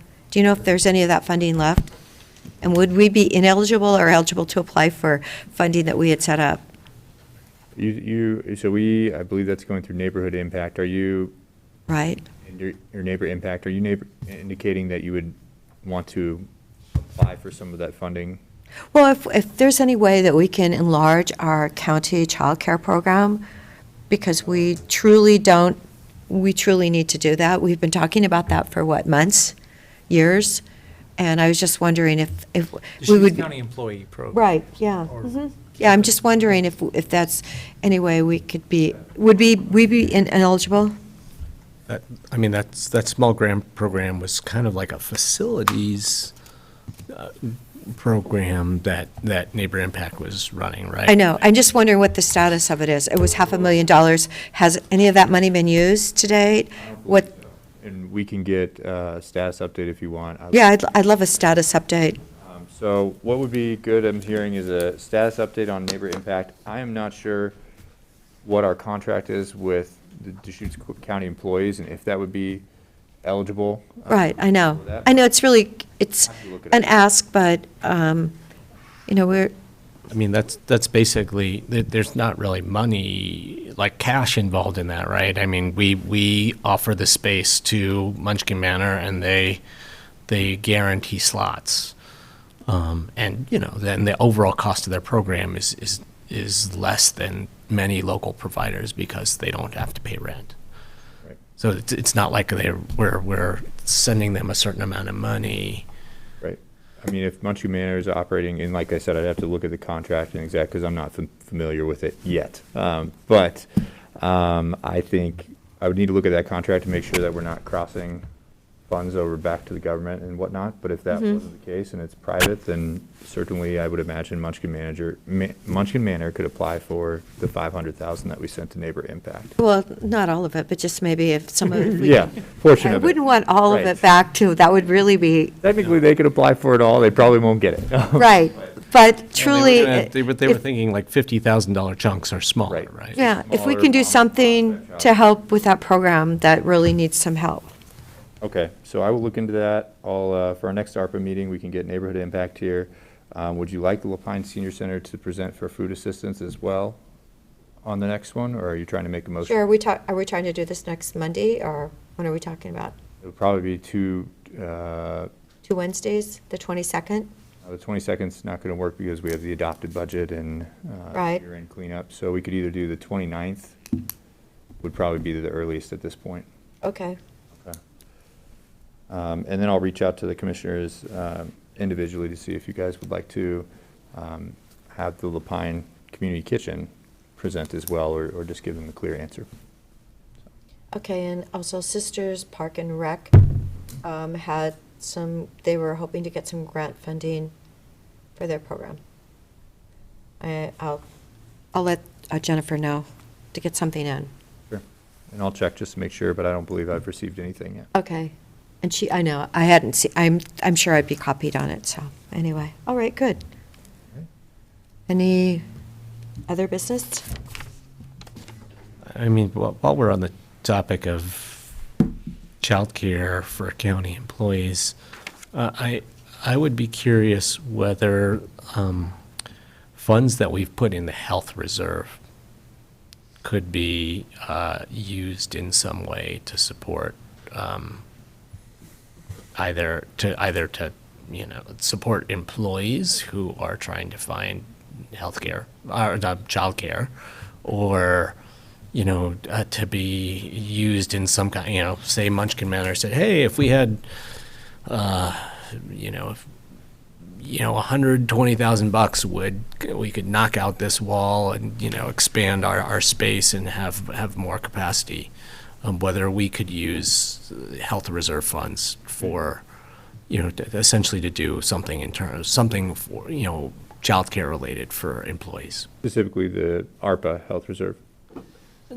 Or are you? No, I'm thinking about our health, what's it called? It's called the health reserve, right? The Health Benefits Reserve? Yes. Okay.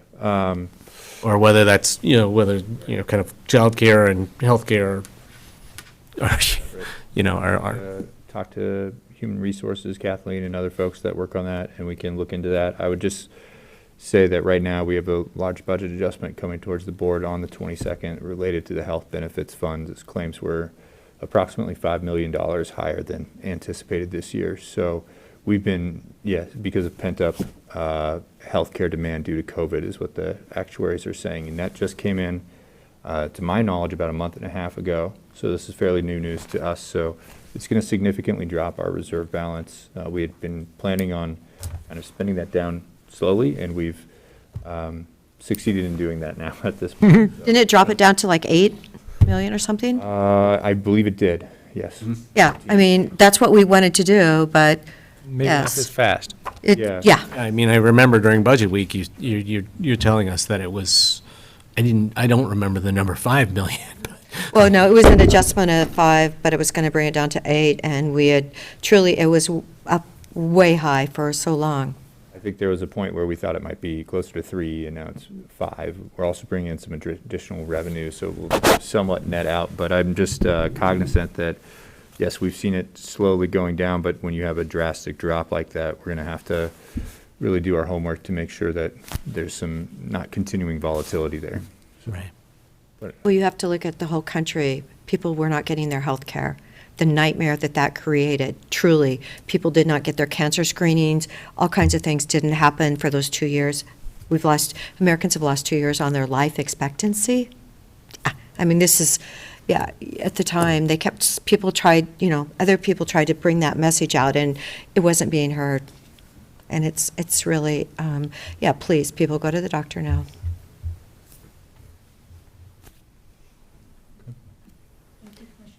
Oh, great. So we're good to retire now. The meeting is now over, so we will have Wednesday morning. Thank you very much, Ryan.